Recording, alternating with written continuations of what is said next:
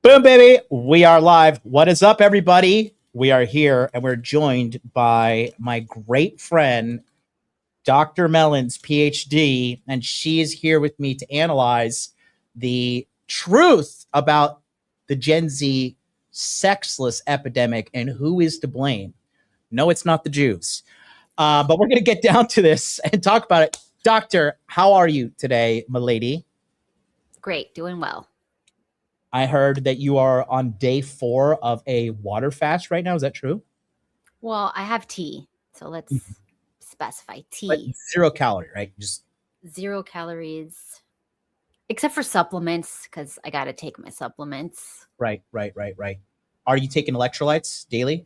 Yes, I'm taking this one.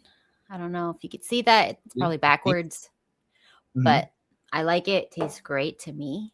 Yeah, that's cool. That's cool. Why did we decide to do this fast all out of nowhere? Okay, because we had spring break and I was fat maxing for spring break. I went to like $500 dinners every night. We were like ordering everything. Spring break, party time. Mm-hmm. Wow. What were you indulging in? I don't know. We just went to like fancy restaurants. There was lots of escorts around, so you know it was good food. Everybody was like half naked. Yes. It was so Miami, and yeah, so we ate really good food. You know. What about what is that place called? Something French? Is that where you went? Dirty French Steakhouse. That one. Yeah. Did you go there? Yeah, we went there. Did you really? Yeah. How is it? I like steak, so I'm always happy. You can't really see the hose there because it's dim lighting, but it's cute. It's nice. You don't really need to see the hose. Just feed them, pipe, release, good to go. God. So you didn't see any in there? No, not so much in that one, but like I don't remember the restaurant, but there were some like expensive Michelin star rooftop fancy restaurants we went to. It was amazing.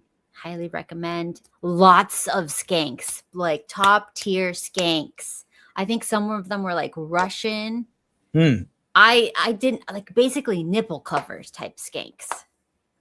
Meaning they were just, this is all they were wearing? Some of them, yes. It is You're exaggerating. They're not going to let you in with just like a sticker on your areola. Like, hey. I'm telling you, like transparent stuff. It was like, it's wild.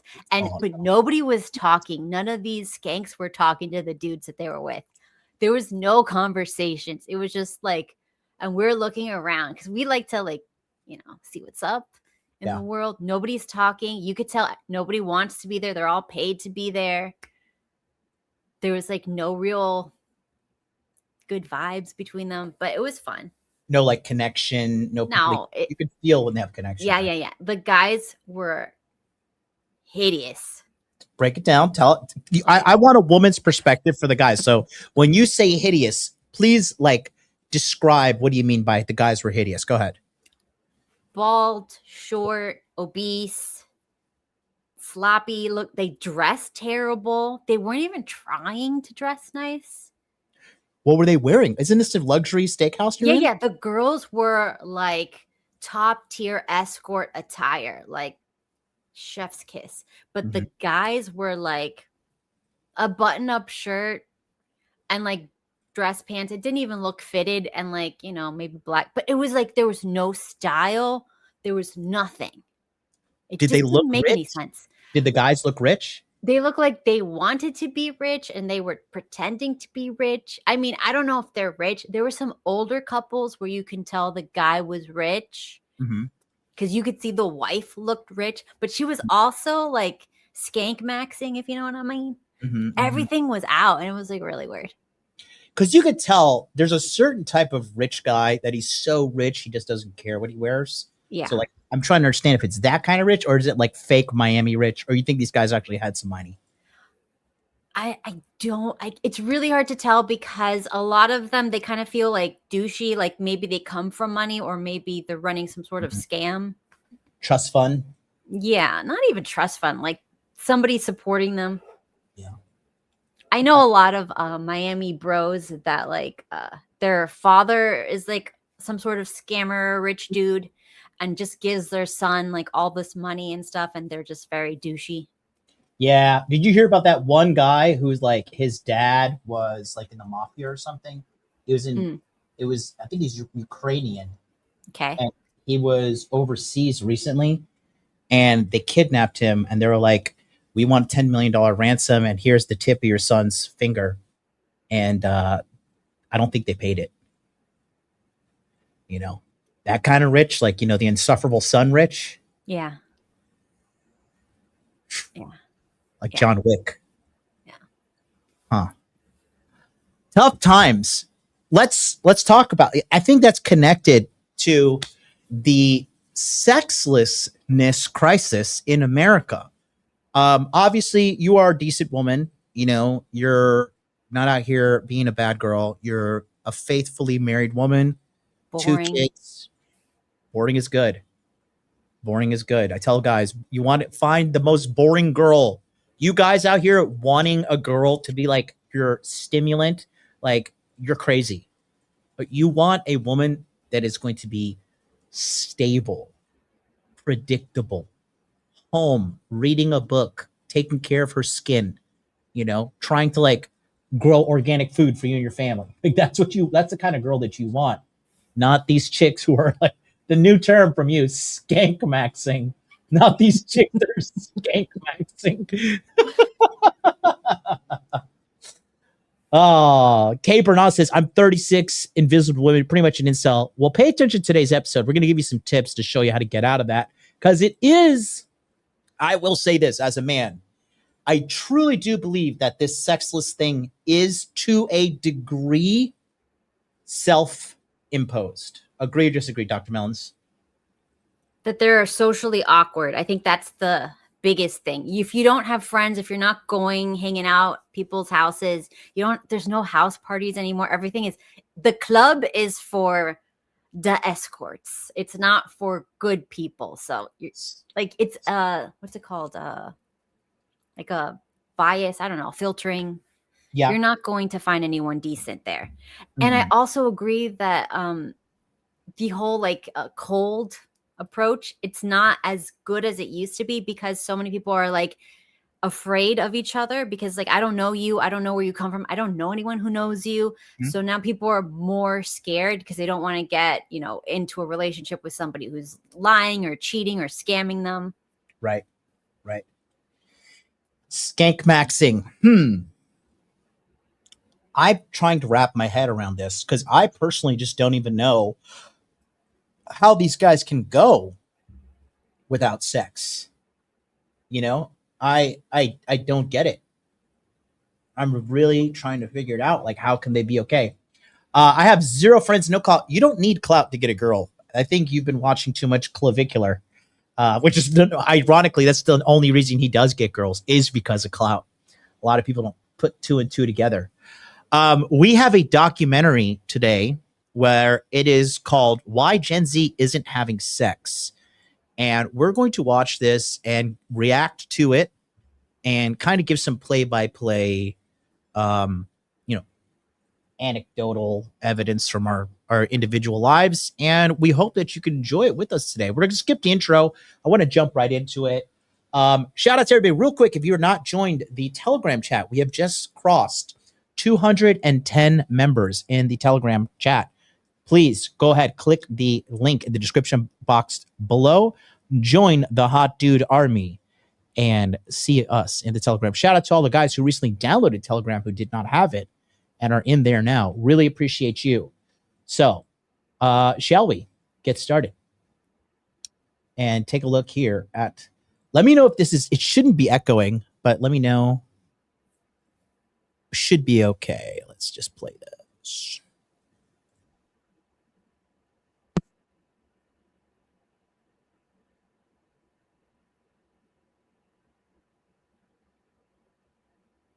Do you hear it? I don't hear anything.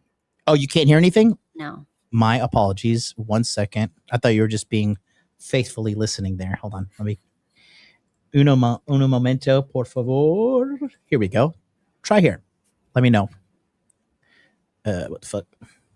Picture a country where 1 in 4 young men hasn't been touched by another person in over a year. No kiss, no date, nothing. That country is yours.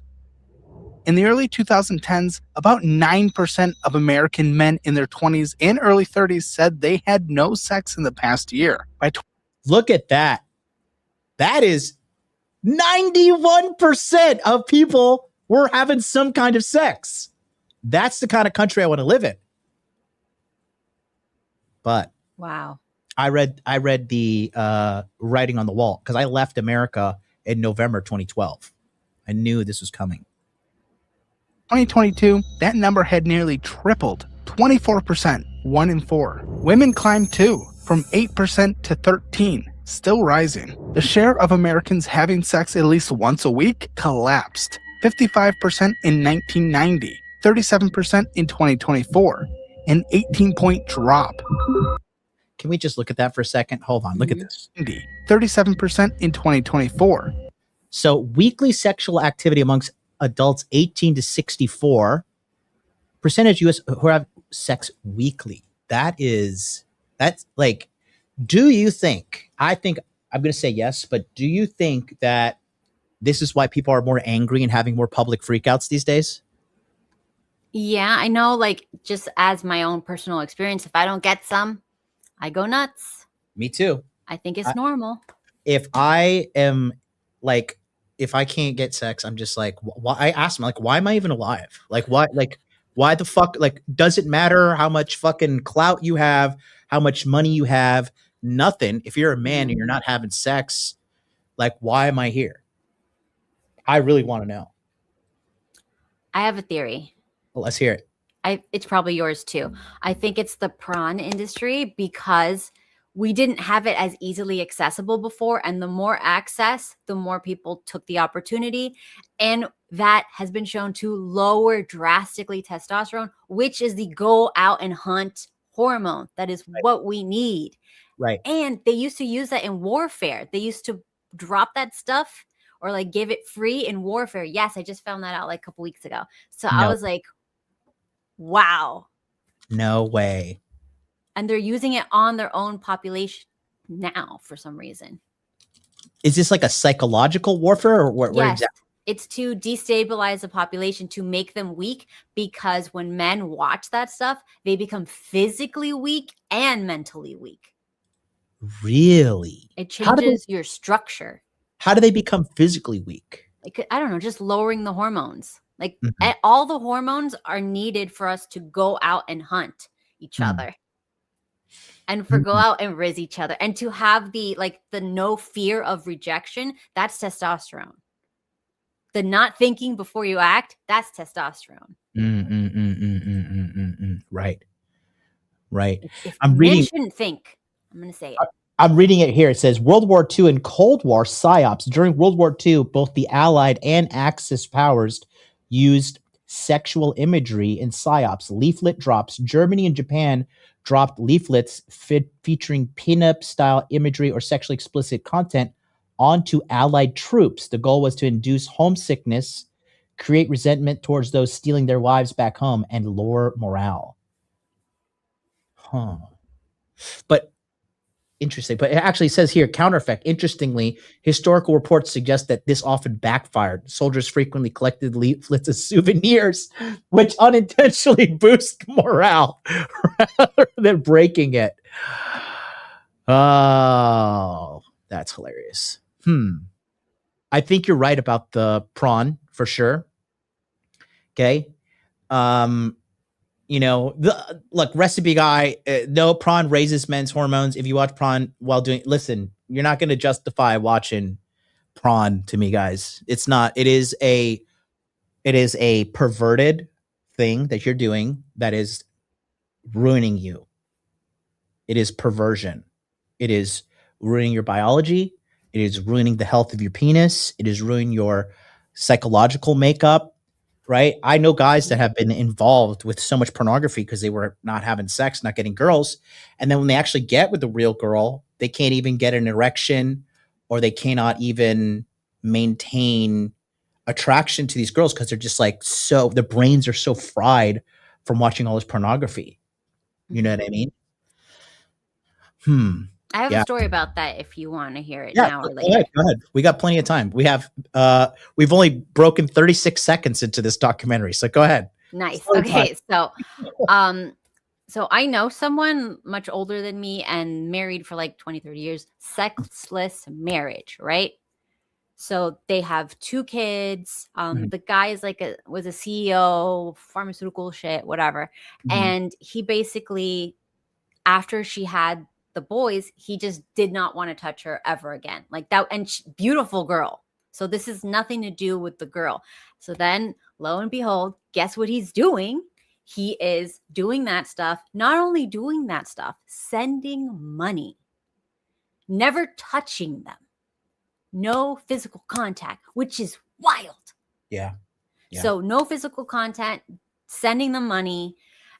It gets to the point where, like, you know, she keeps, every couple of years, she finds out about it. They have a big fight.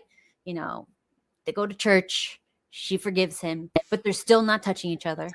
And then eventually, like, it got to the point where now he was an alcoholic before. So now, like, he's getting older, and she found out he spent, I think it was like $250,000 on this one chick, and it was like an Instagram thing. So this just text message. It's not even video. It's not even in real life. Not even in person. $250,000.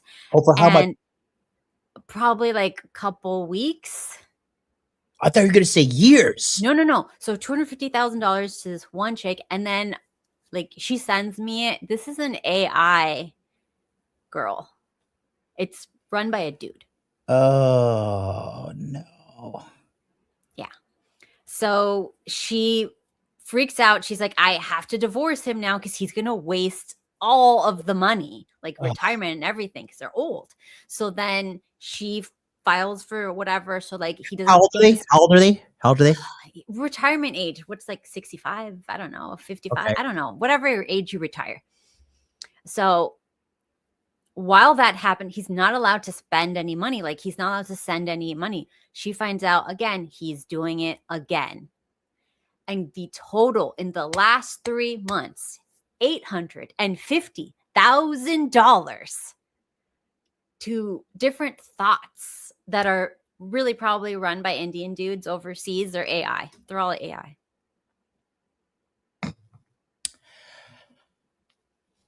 And I know these people. I have seen. The reason he's doing that is because he is missing some kind of emotional intimacy that he's not getting. No, she is the sweetest person. She does everything for him. Listen, just hear me out. I'm sure your friend's amazing. I invite her on the show, okay? But what I'm telling you is, from a man's perspective and from coaching many men who have been dealing with this addiction, this is an emotional, he's trying to fill an emotional gap with AI whores. But he thinks they're real. I know. That's what he's looking for. Some people are just dumb. What does this guy do for a living to make that much money? Pharmaceutical CEO type of thing.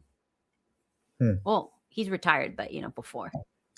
Lord have mercy. All right, let's go back to the show. An 18-point drop.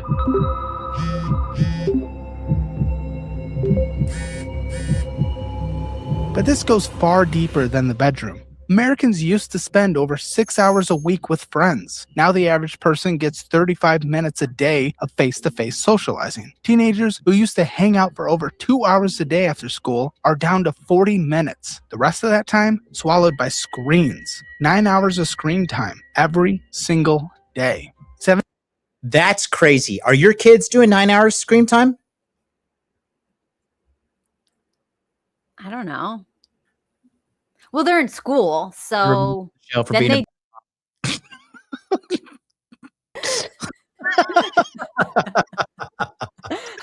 Go ahead, bad mom. These kids are doing 9 hours of screen time. Are you serious? Yeah.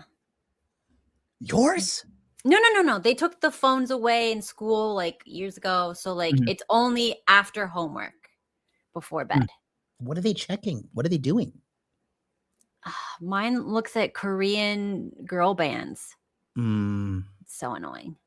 which ones? Do you know? Cat's Eye and I don't know the rest. Ugh. I know. Cat's Eye's gross. I know. They're all gross. 79% No, Espa is not gross. How dare you?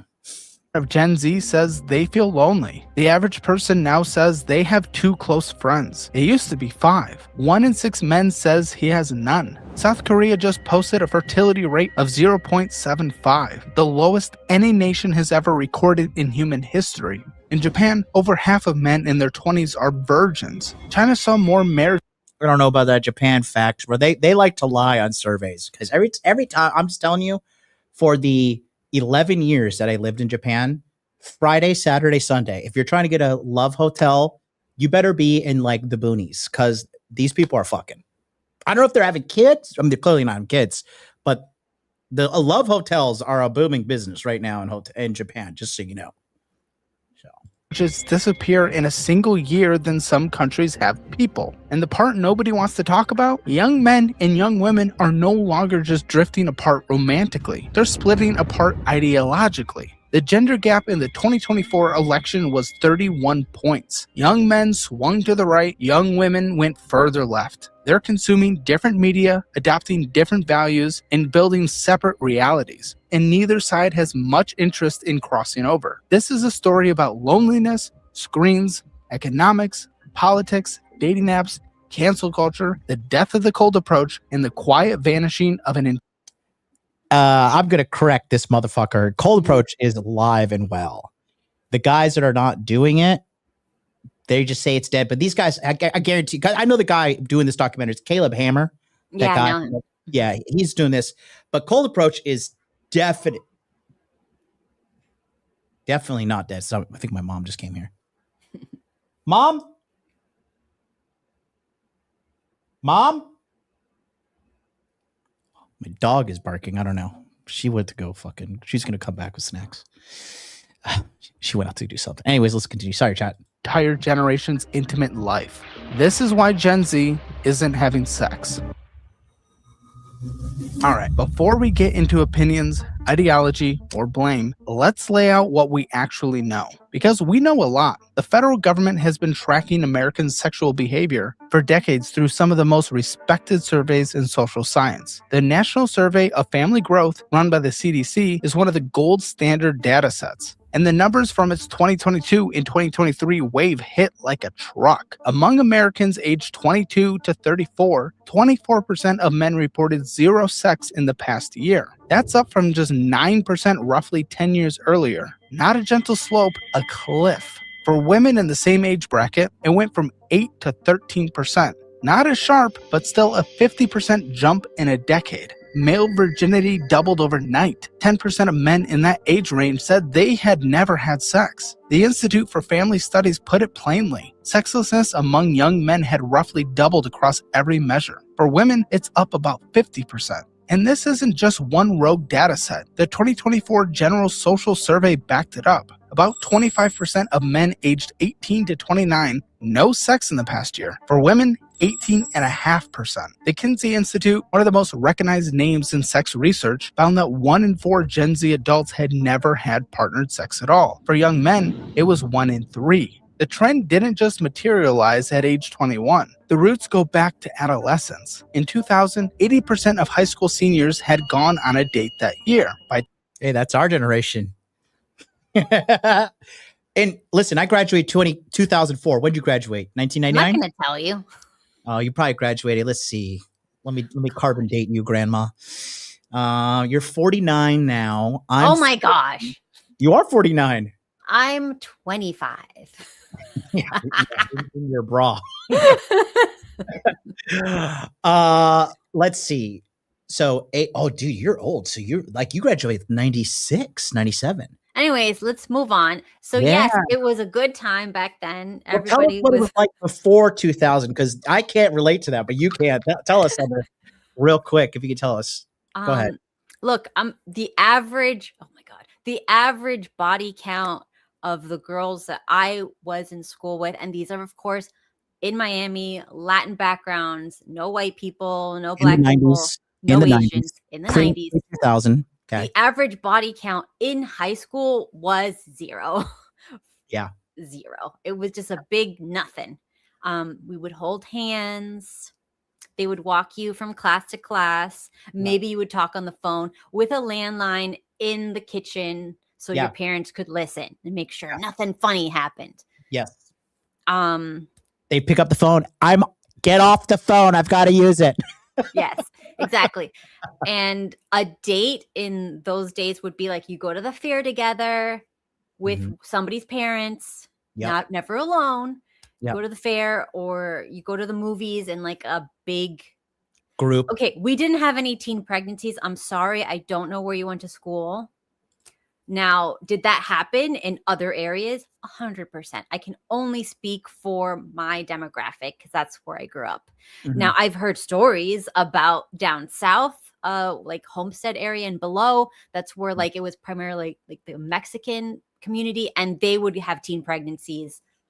That was normal. That was complete. You would go to the mall down south and you would just see teenagers holding hands pregnant. Yeah. But they got married. So like, who cares? Right. They used to have shows. It's like, what was that show called? It was on MTV. The Teen Mom. Teen Mom. I never saw it, but yeah. But also I remember we used to watch like Jerry Springer, Oprah, like those daytime shows. Yeah. Maury. Yeah, we would watch them in high school during class. And one of the things that we would, talk about was like, is this what white people are like? Is this America? We're just like, well, how come they have so many possible baby daddies? Like, what's wrong with people? Like, literally, we just be like, ew, white people are just like, they have no morals. That's funny. That is hilarious. So looking at this chart here, it's a very, very simple kind of chart, but it's kind of like what we were talking about. If you take a look here, on the top right-hand corner here is 1991. And this was just the birth rate amongst US teenagers aged 15 to 19. And as you can see here, it really has been trending downwards. It looked like it peaked. It peaked a little bit during the Great Financial Crisis time. And then the Great Recession, and then here, and then just been consistently trending downwards. Yeah, well, societal collapse is according to this data, imminent at this point. And that's why now I tell guys it's never been easier to go out and talk to girls, because really the only people making moves nowadays are like in DMs. Like very few guys are actually walking up to a girl, hey, I think you're pretty, I want to hang out with you, yes or no. And that's like just extremely was like very the norm back then, but like now it just like everybody's just seems to be like shrinking inwards. People are just getting worse. I don't know. Never been easier to take a W these days. Let's go back. So sexual activity, pretty low. In 2023, 45%, cut nearly in half. Only 56% of Gen Z adults say they had any romantic relationship during their teen years. Compare that to 78% of boomers, 76% of Gen X. 45% of Gen Z men had zero relationship experience as teenagers. That's double the rate of older generation. When was you were pretty decent though. You were like a good girl. When was like your first boyfriend? How old were you? I had a boyfriend when I was 14 for a week, and he was 16, but I never saw him. I only saw him one time. Yeah. But like it still counts, right? Yeah, of course. All right. So I saw him. I met him with my mom. He thought my mom was the hottest thing he ever saw. So then he asked me out. But then he was from Argentina. He was like hot, like drop dead gorgeous, but he couldn't really speak English. So we tried to talk on the phone. And I just got bored and I never talked to him again. The end. Wow. And that was it. I had a girlfriend pretty much every year until I didn't have any girlfriends on paper in high school, but I had girlfriends 6th grade, 7th grade, 8th grade. And then high school, I was just kind of, doing what I'm doing now. Oh, yeah. Yeah, it happens. Hey, I'm the millennial. 68%, baby. The CDC's Youth Risk Behavior Survey shows that only 32% of high school students in 2023 had ever had sexual intercourse. In 2021, that number was 54%. So we're not just staring at a blip. This is a generational shift, one that started in the teenage years and accelerated into adulthood.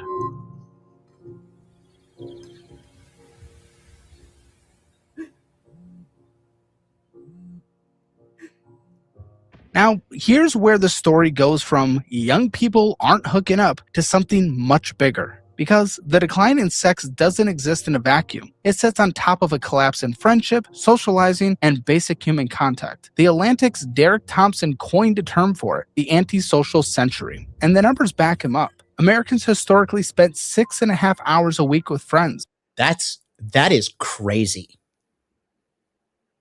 I didn't know that number, but I've been saying it's just reduced FaceTime, actual FaceTime, not this Apple propaganda shit. Mm-hmm. You know, like actual FaceTime really is a huge culprit here.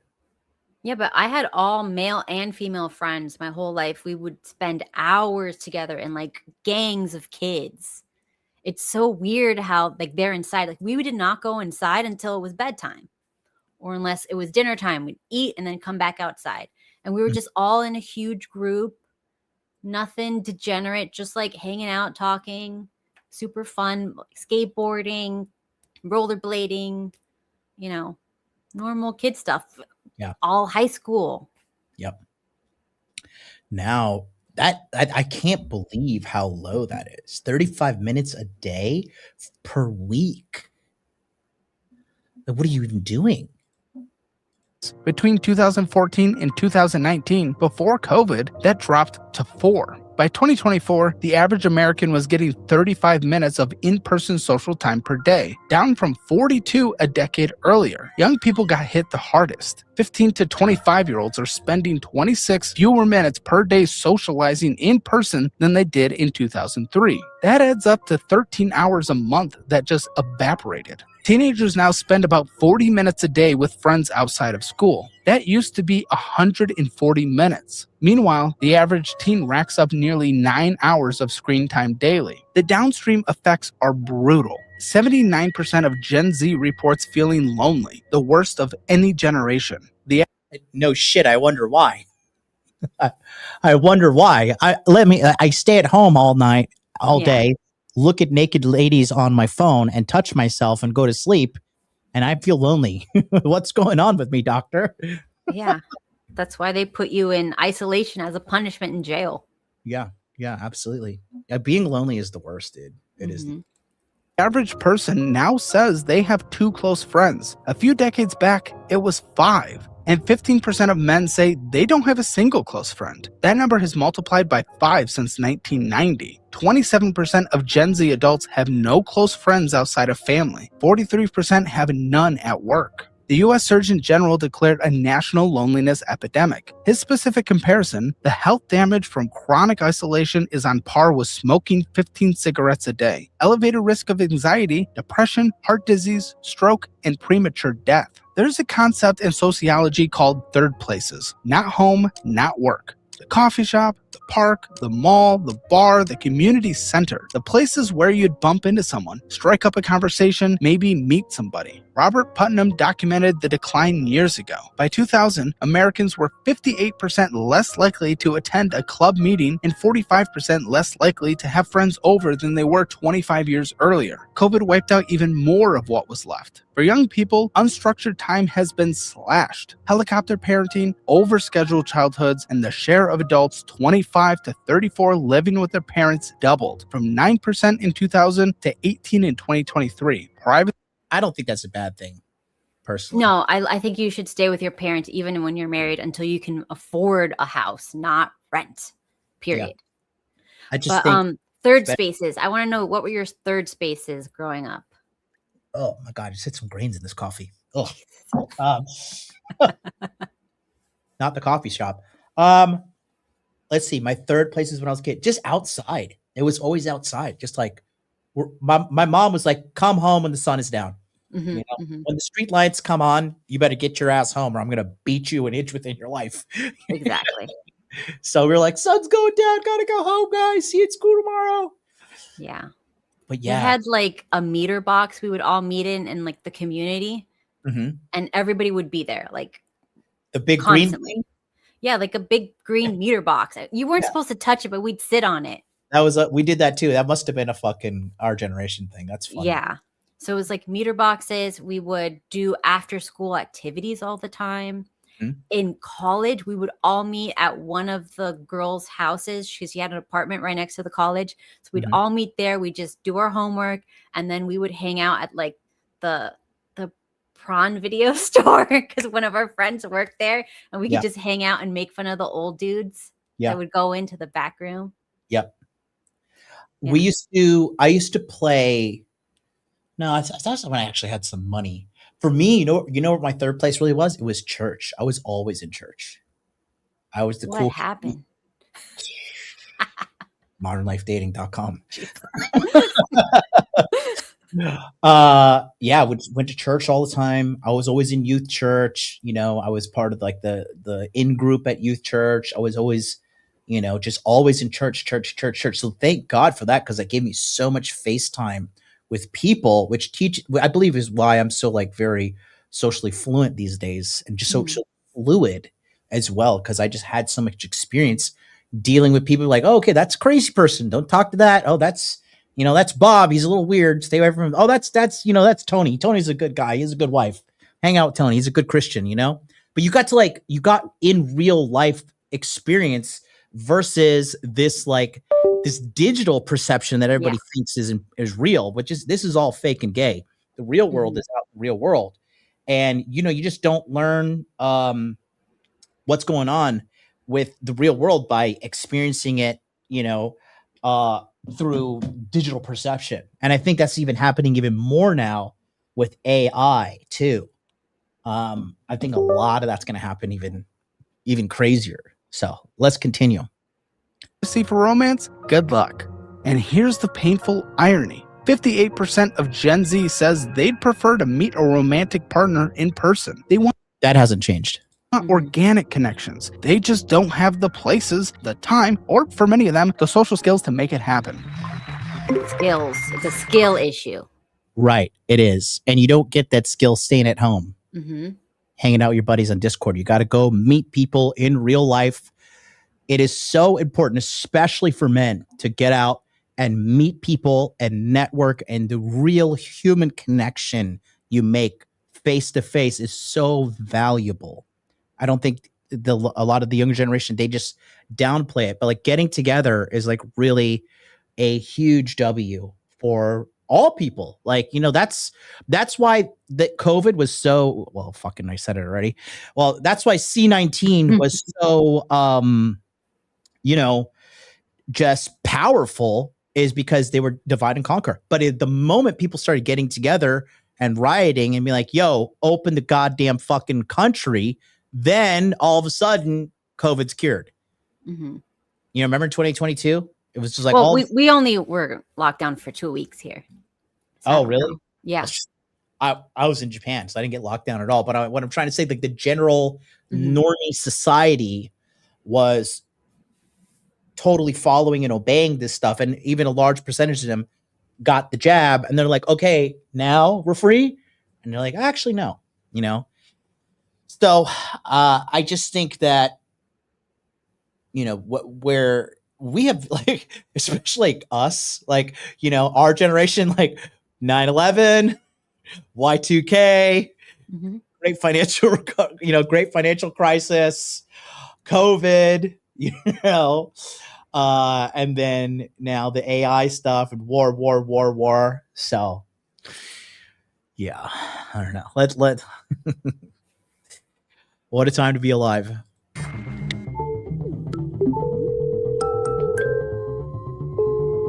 Nearly every dataset converges on the same inflection point, somewhere between 2010 and 2015. That's when smartphones became basically universal among teenagers. Jonathan Haidt calls it the Great Rewiring. Gene Twenge analyzed surveys covering over 11 million young people and found that teens in the 2010s spent a full hour less per day on face-to-face socializing than teens in the 80s, even though they actually had more free time. Gen Z now averages over 6 hours a day on their phones. Nearly 70% say they're addicted. And that's insane.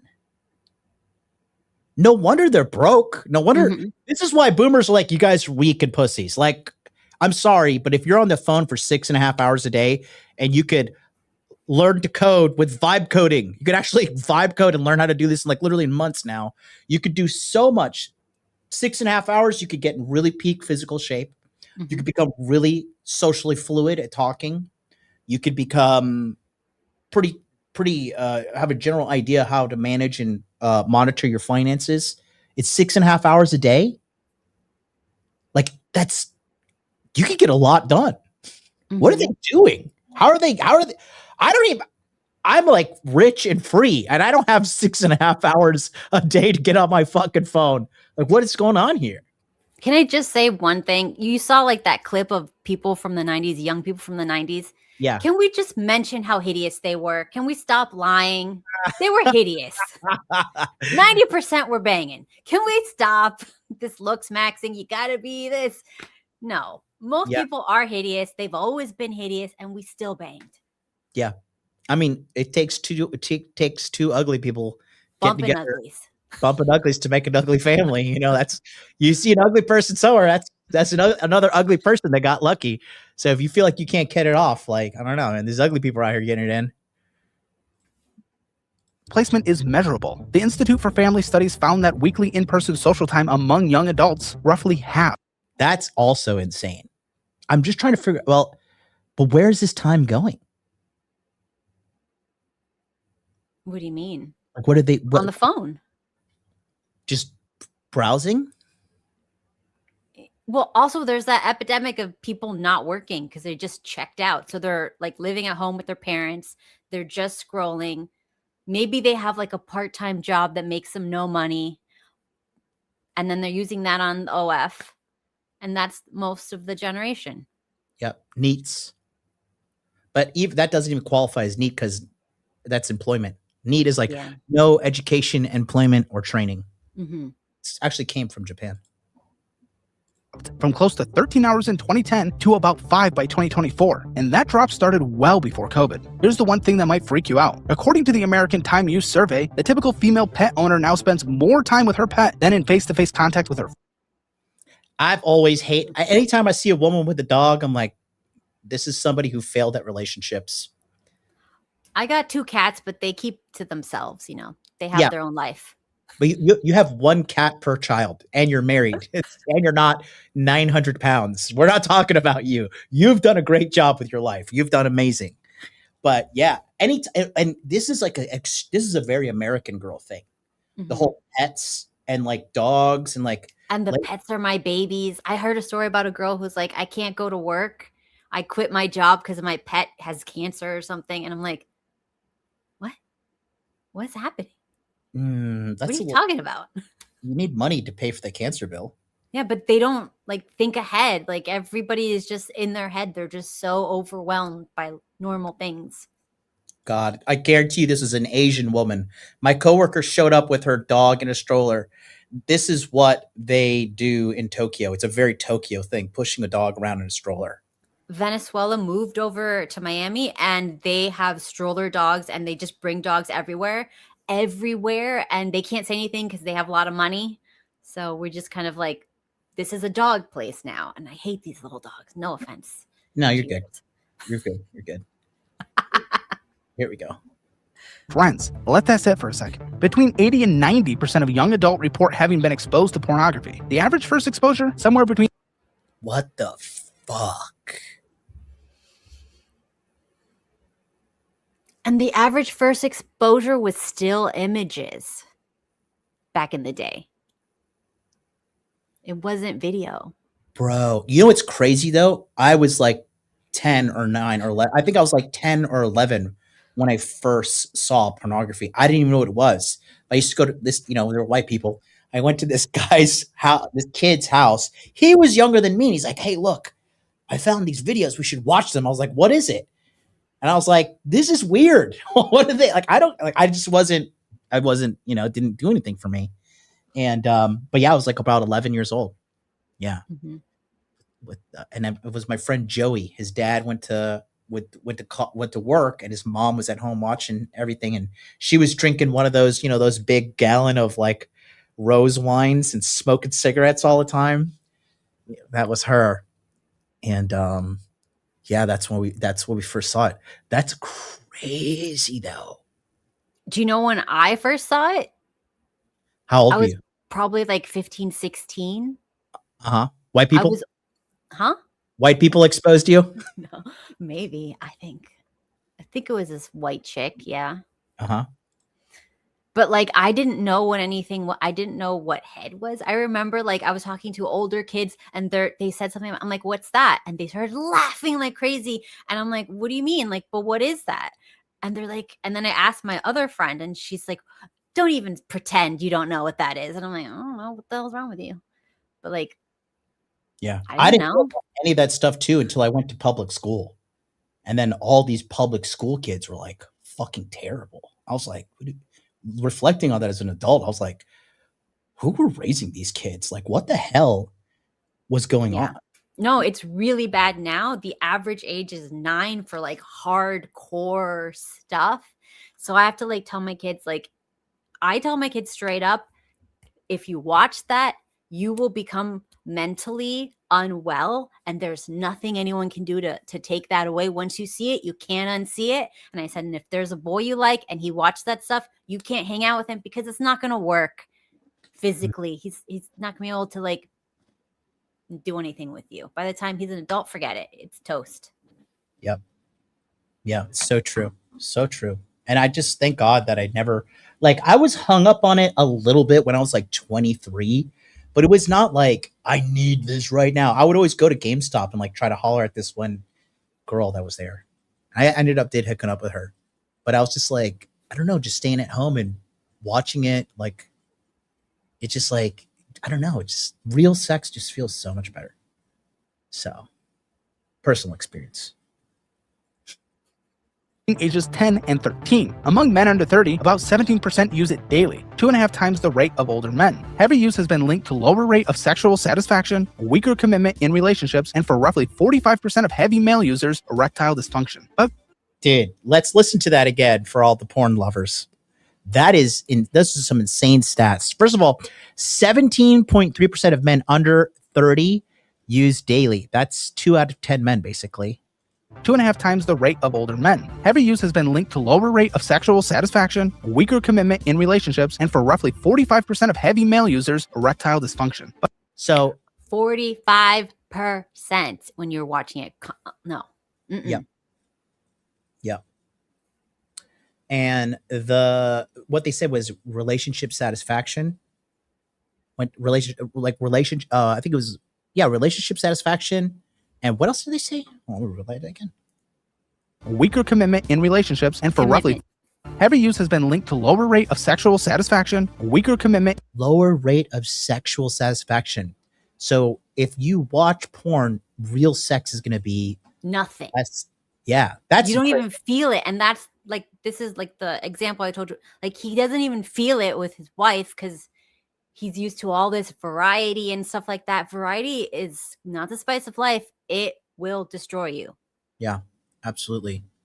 Absolutely. It's funny, like everything is coming undone. Have you seen, like, they're like, new research has showed divorce is really bad for kids. Yeah, no shit. No shit. Moron. No shit, you idiot.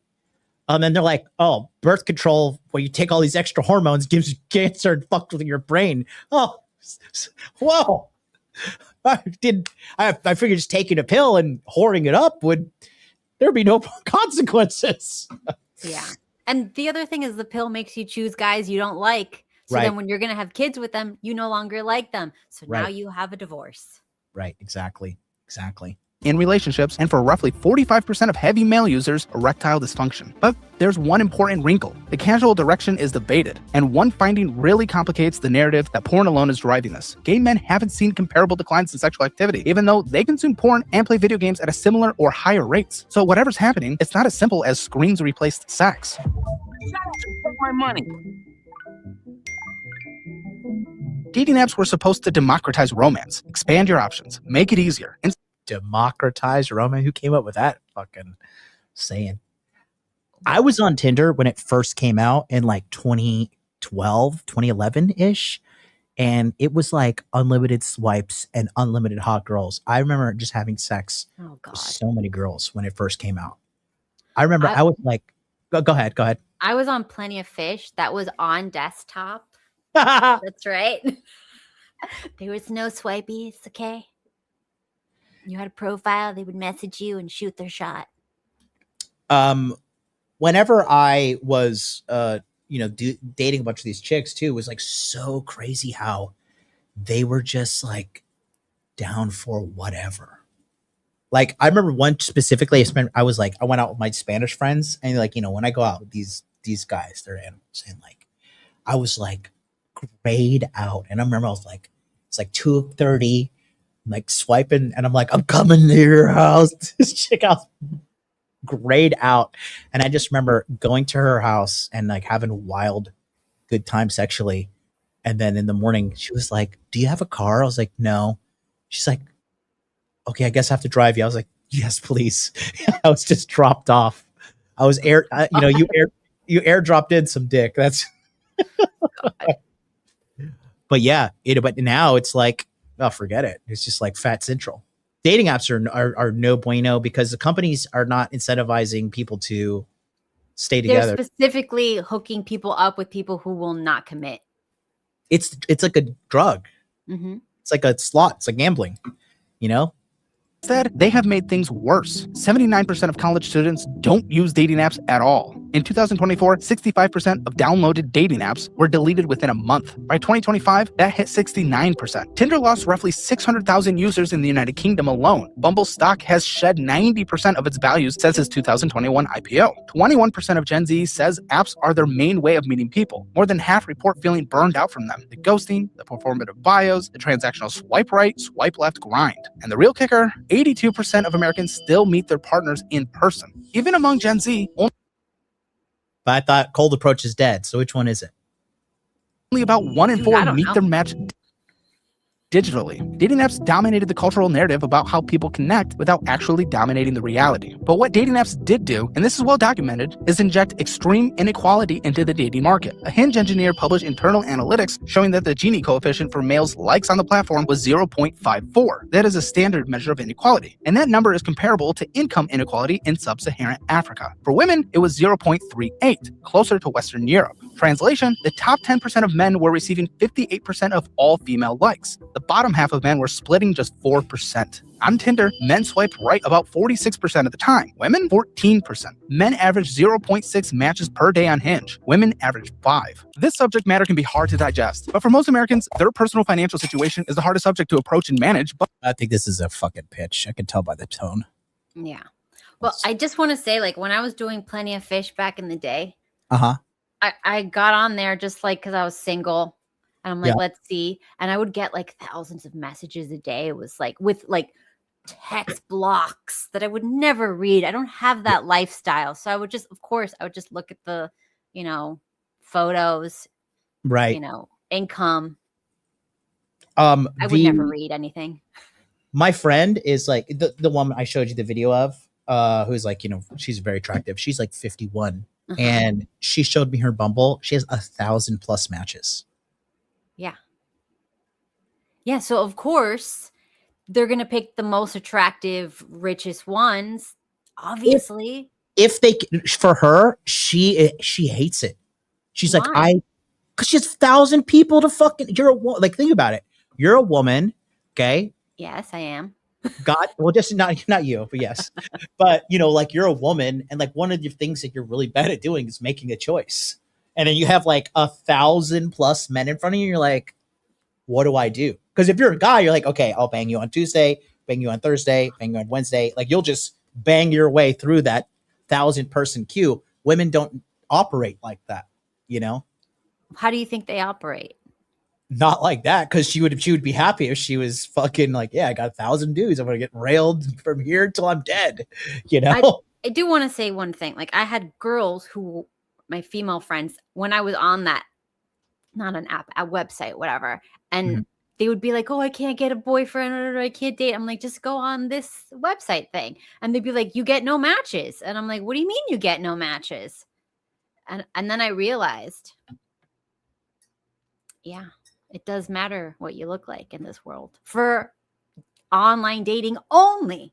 Because when you're in person, that's when you got your personality. That's when you got your clout can come in. That's when game can come in. But online, there's only one metric, and that's your looks. Yeah, which is a terrible metric. Yeah. If you've spent any time in the corners of the internet where young men discuss dating, you've heard the phrase, the 80-20 rule. The idea that 80% of women are only interested in the top 20% of men. So let's unpack this. The claim didn't come from any peer-reviewed study. It traces back to a 2015 blog post on Medium by an anonymous user who ran a rough statistical analysis on Tinder data. The author himself admitted flaws in his methodology. The related talking point cites OkCupid's 2009 internal data, which showed that women rated 80% of male profiles as below average in attractiveness. That sounds devastating until you look deeper. Those same women still messaged the men they'd rated poorly. Meanwhile, men funneled almost all their messages to the most attractive women. A 2025 study of 4,500 speed dates found that face-to-face is the gender selectivity gap. The gender selectivity gap is far smaller than on apps. Men said yes about half the time, women about a third. That's a 1.5 times difference, not the 3-to-1 or 4-to-1 ratio that you see on swiping platforms. And here's So I want to point that out real quick, which shows like when they're saying that, you know, there is a gigantic recession in dating, everything. Look at the data right here. In person, you know, that is the greatest X factor, because they could feel your vibe. They could feel your aura. You know, they can smell you, which is huge too. You know, but this right here is a very good sign, because even like some of the most Chad guys I know, they're fucking pussies when it comes to cold approach. They're afraid. I'm like, what are you afraid of? Is she gonna pull out a taser and zap you? Like what? Like, are you like, what do you have all these fucking gym muscles for, you pussy? Like you're afraid to fucking talk to these girls? You thought you have like a black belt in jujitsu and all this. You're afraid to talk to a girl in the street? You know? Who do you made? You made $1 million last year and you're afraid of like what some chick who has like $200,000 in student loan debt thinks about you? When you're, you know, like I'm really gonna live that one down once that chick judges me with $200,000 in, you know, feminist theory student loans. But I think this is really true here. I think there's a lot of things people are like saying cold approach is dead. Cold approach is dead. It's not dead. It is the oldest and most tried and true effective way to pick up and meet somebody. You know, and just this is just massive cope.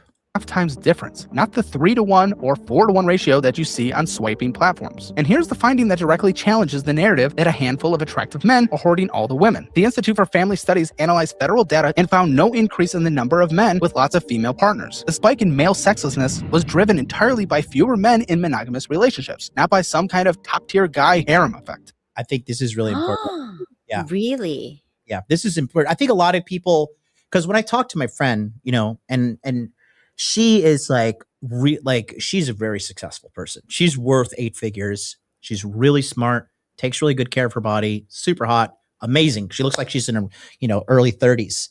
But she was just telling me, she's just like, I just can't find like a normal guy. And it's hard for her because, you know, she's actually above average, quite frankly. You know? Yeah. And quite literally. But, you know, this, like the idea, like one thing that came online that Andrew Tate was saying, which was total bullshit and lie. He's like, you know, this is a big lie that everybody talks about. The globalized sexual marketplace. Like, dude, like I could DM a girl anywhere in the world and she'll want to be with me. I was like, all right, buddy, DM this chick. She ignored him. She didn't even get back to him, you know? But because reality is, in a lot of these cultures too, like the alpha male in Korea is the Korean man.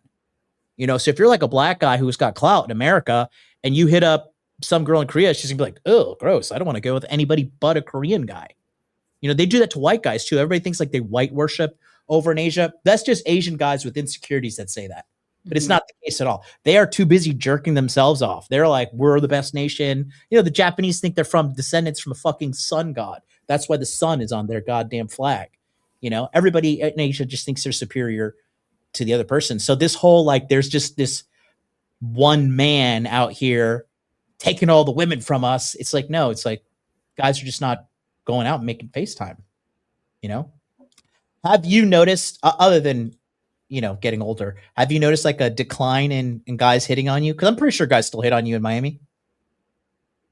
I'm trying to think. Do they walk up to you with like a plastic bottle, like, here you go, ma'am, you missed some trash. No, I mean, people try to traffic me still, so like there's that, because it's Miami, you know how it is here. But like hit on me.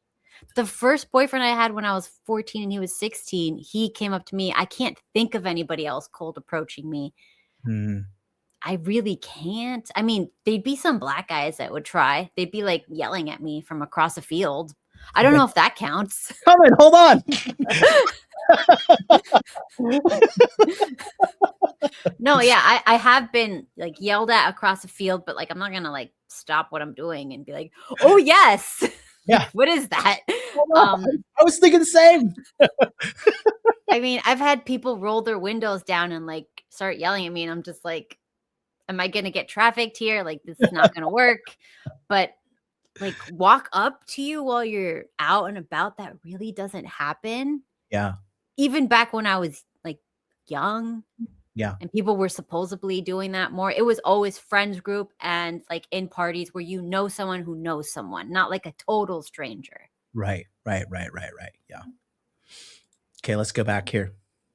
So the spike in male sexlessness was driven entirely by fewer men in monogamous relationships, not by some kind of top tier guy harem effect, which is also very true. The main driver is declining marriage, not a winner-take-all mating market. So the honest assessment, the 80-20 rule is a massive oversimplification. It reflects something real about how dating apps concentrate attention. But I hate when people like Rollo and shit, like, this is the reason why. Like, Rollo, you haven't picked up a chick since 1994. Like, what do you know? Like, stop reading, stop believing everything you read online, Rollo. Stop it. Yeah. That's how you get trouble. But it is not evidence that 80% of men are invisible to women in the real world. Studies consistently show that people end up with partners of roughly similar attractiveness. Researchers call this assortative mating. But, and this is the part that matters, the perception has become its own force. When young men believe that the system is rigged, many of them just quit. And when they quit, they go looking for explanations. And some of those explanations lead to very dark corners of the internet. We need to talk about what might be the most underreported factor in this entire story: the political and ideological rift between young men and young women.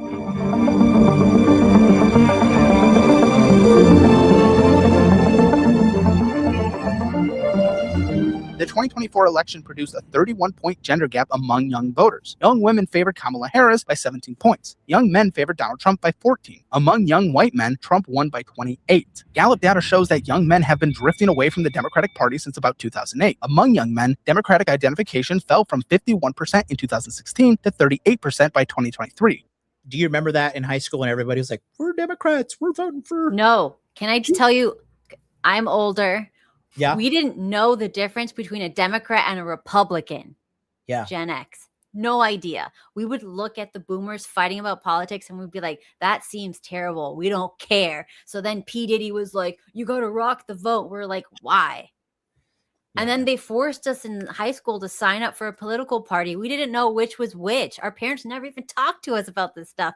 And we just randomly selected one. And we did not care. It was never anything that anybody talked about, ever. Never. Do you know that I think it was the Department of Defense or the CIA or something. This is right up your alley. I know you like the conspiracy stuff. Let's go. Right.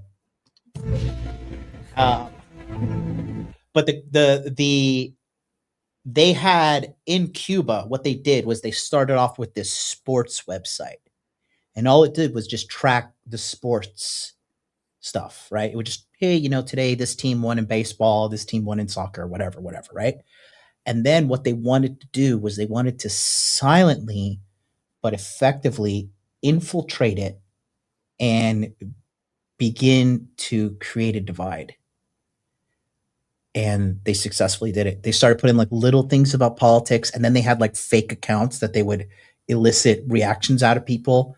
And it led to the point that they created a huge divide where people were like fighting and getting nasty with each other.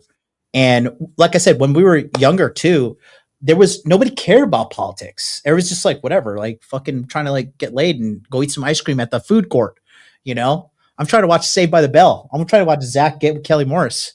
You know, or Zach Morris, Kelly. What was it? Yeah. Kelly Kapowski. Zach Morris and Kelly Kapowski. That's right. Mm-hmm. I said Kelly Morris, which I wanted them to get married. I was very involved in that show. Saved by the Bell, if you guys don't know what we're talking about. But like TV too was wholesome. Saved by the Bell, Step by Step, Family Matters. What was the one with Steve Urkel and all the black people? Was that Family Matters? Family Matters, yeah. What was the one with the three girls and Bob Saget?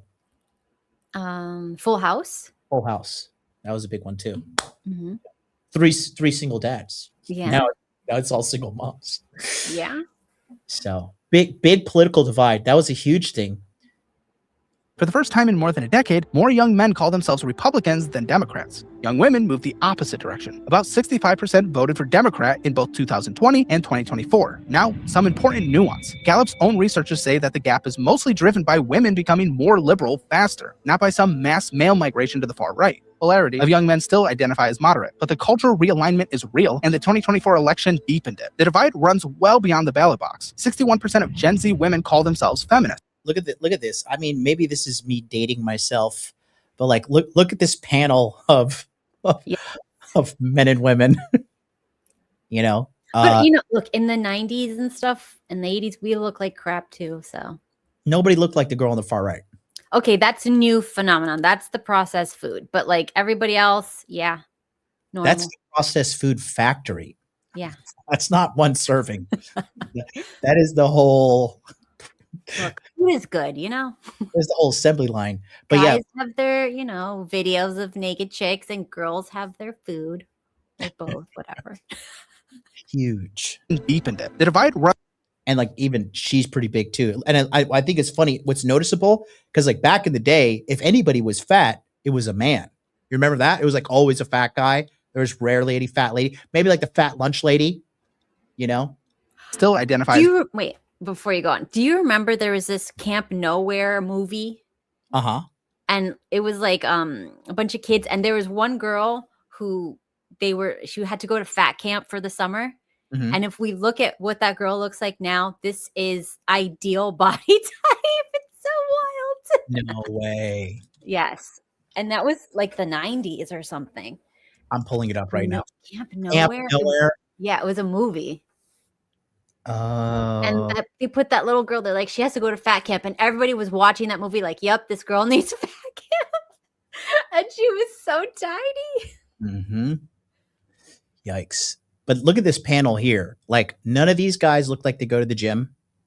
None of these guys, they're all sitting with like very beta body language too. You see like how their hands are covering their crotch. Yes. All of them are beta. Look at that. Yeah. But the men should be more confident. The women, women typically usually don't feel safe in most places they go. Yes. And so looking at this, just, big difference. And the broccoli hair, what's up with this broccoli hair? Which one? The guys. Oh yeah. Ugh. Broccoli hair. What's this all about? 2024 election deepened it. The divide runs well beyond the ballot box. 61% of Gen Z women call themselves feminist. 43% of Gen Z men do. 45% of young men approve of Trump's handling of immigration. Only 21% of young women do. A global study spanning 30 countries found that 57% of Gen Z men believe that women's rights promotion now actively discriminates against men. And this bleeds directly into dating. A 2021 poll found that 71% of Democratic college students wouldn't date someone who voted for the other side. Over 60% in a separate survey said differing political views were a deal breaker. What a retard. I guarantee that's majority women. Women are significantly They're retarded. more rigid on this. 26% of single women consider political compatibility non-negotiable, compared to 14% of men. Stanford. But I mean, if you were a guy, you really want to be with some woke, crazy, far liberal chick that's No, constantly going to fight you for everything? No.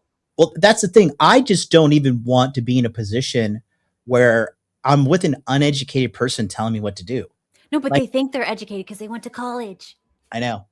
But when and what's funny is like when you actually, in a conversation and you like try to get them to defend their statement, it's always emotionally driven. And the moment you start to win or you have them checkmated, then they just like flip the table like, oh, you're because of this X, Y, and Z, or this and that. I'm like, okay, really? And then they look like, and then now most chicks look like this chick, like fucking washed. Like, look at her. She looks like she's struggling. She looks like I would never be online without some makeup. I'm sorry. You guys can make fun of me for my makeup all you want, but come on. You've never made fun of. You're good. You look great. But this is yikes. I guarantee you she's not your age, but she looks older. She's, I don't know. I could fix Researcher Alice. What's that? I could fix her. I bet you could. Her eyes are red because she was crying before this because she has no man. 7 summed it up. Gen Z is 2 generations, not 1. The mechanism isn't mysterious. Social media algorithms feed men and women completely separate information ecosystems. Young men are significantly more likely to get their news from YouTube, where recommendation algorithms can funnel viewers towards manosphere content. Young women consume content that reinforces progressive frameworks. They're building worldviews in parallel that barely overlap, and they're supposed to sit across from each other at dinner and find common ground. It's not working.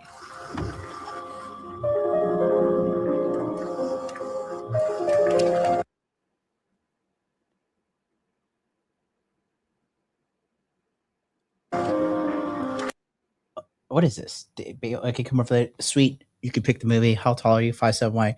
Nothing. Just winning. Oh my god, my friend is stuck at the airport and I have to go get her tonight. So I'm so Hilarious. Oh god. Wow. American women really are out of control though. Like Yeah. But I've had American female friends who do that type of stuff. Like cancel last minute for like the dumbest things. That's just here. Yeah. You really here's a hack you do. I learned this from Logan.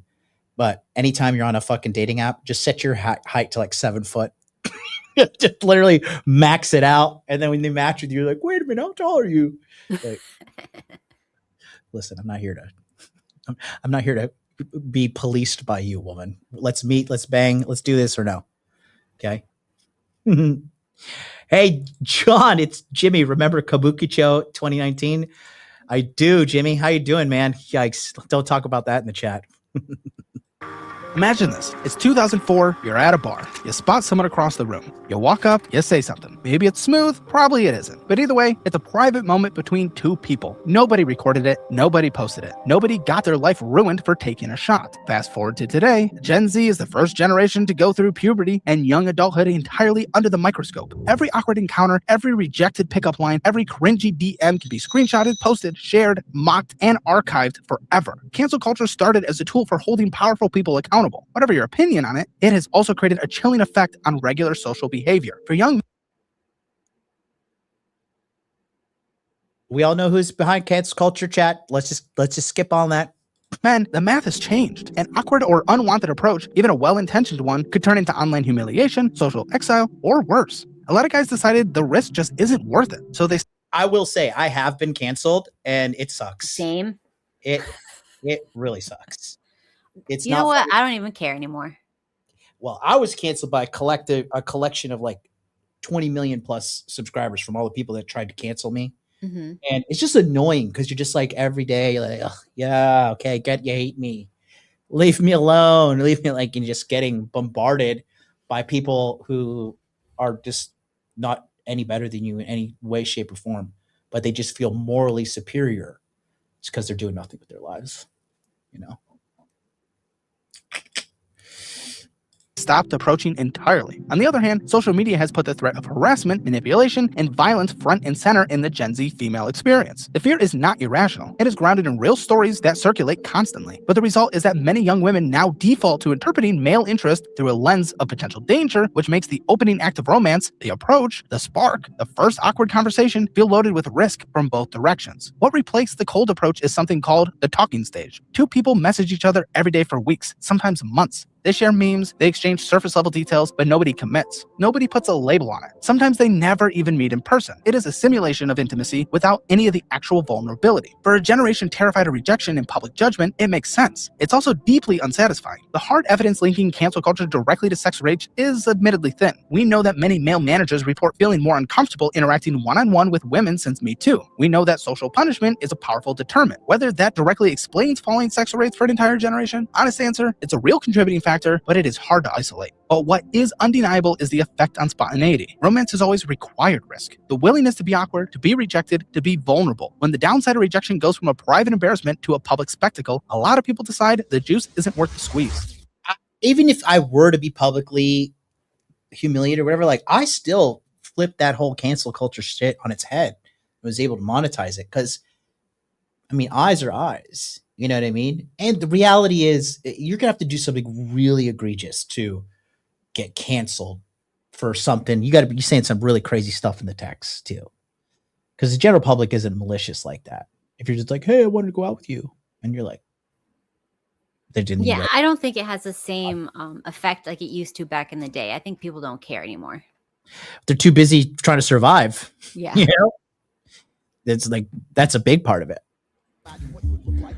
Imagine what you can. Imagine it's exceptionally hard. And life is hard. Go through the hardship it takes a man of value. When young men face repeated rejection, crushing loneliness, and a sense that society doesn't particularly care about their problems, a subset of them inevitably find communities online that offer an explanation. The manosphere is a loosely connected online ecosystem that includes men rights activists, pickup artists, the red pill community, men going their own way, and its most extreme fringe, incels. Academic research tracking nearly 29 million posts found a clear evolution. The movement shifted from moderate communities in the late 2000s to significantly more extreme, toxic, and misogynistic spaces by 2016 to 2018. Andrew Tate became the most visible face of this world. His videos racked up billions of views. UK polling found that 32% of young men aged 16 to 2025 hold a positive view of Tate. But here's the interesting part. 58% of those same fans simultaneously describe him as sexist, and 56% call him a misogynist. They're not blind to what he's doing. They're drawn to the success and motivation messaging, not necessarily the views on women. A study of over 1,100 people found that only 7% reported real-world behavioral influence from Tate. The researchers conclude the functions less as a catalyst and more as a mirror, reflecting broader frustrations that already exist. Mainstream coverage tends to paint incels as a homogeneous group of young, white, far-right extremists. The data tells a different story. The most comprehensive study to date out of Swansea University and UT Austin, with backing from the UK's Commission for Countering Extremism, surveyed 561 self-identified incels and found a population that defies the stereotypes. 42% were people of color. The average age was 26. Their political views averaged slightly left of center, not far right. Exactly. That's what you get for being a faggot. More than half were employed or in school full-time. What defined this group wasn't ideology, it was pain.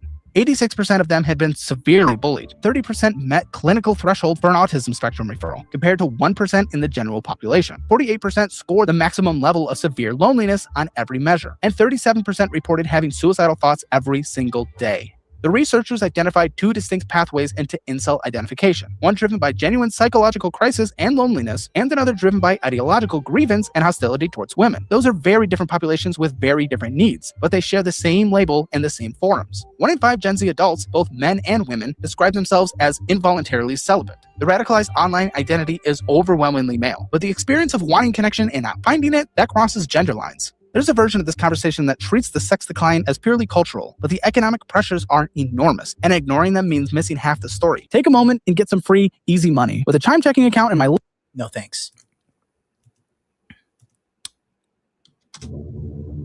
American student loan debt now sits somewhere around $1.8 trillion, spread across 42 million borrowers. That's more than tripled since 2007. Research published in a major demographics journal found that every additional $1,000 of student debt reduces the odds of a first marriage by 2% per month. A Gallup survey found 29% of borrowers delayed buying a home, 15% delayed having children, and 13% delayed marriage, all because of debt. Housing compounds the problem.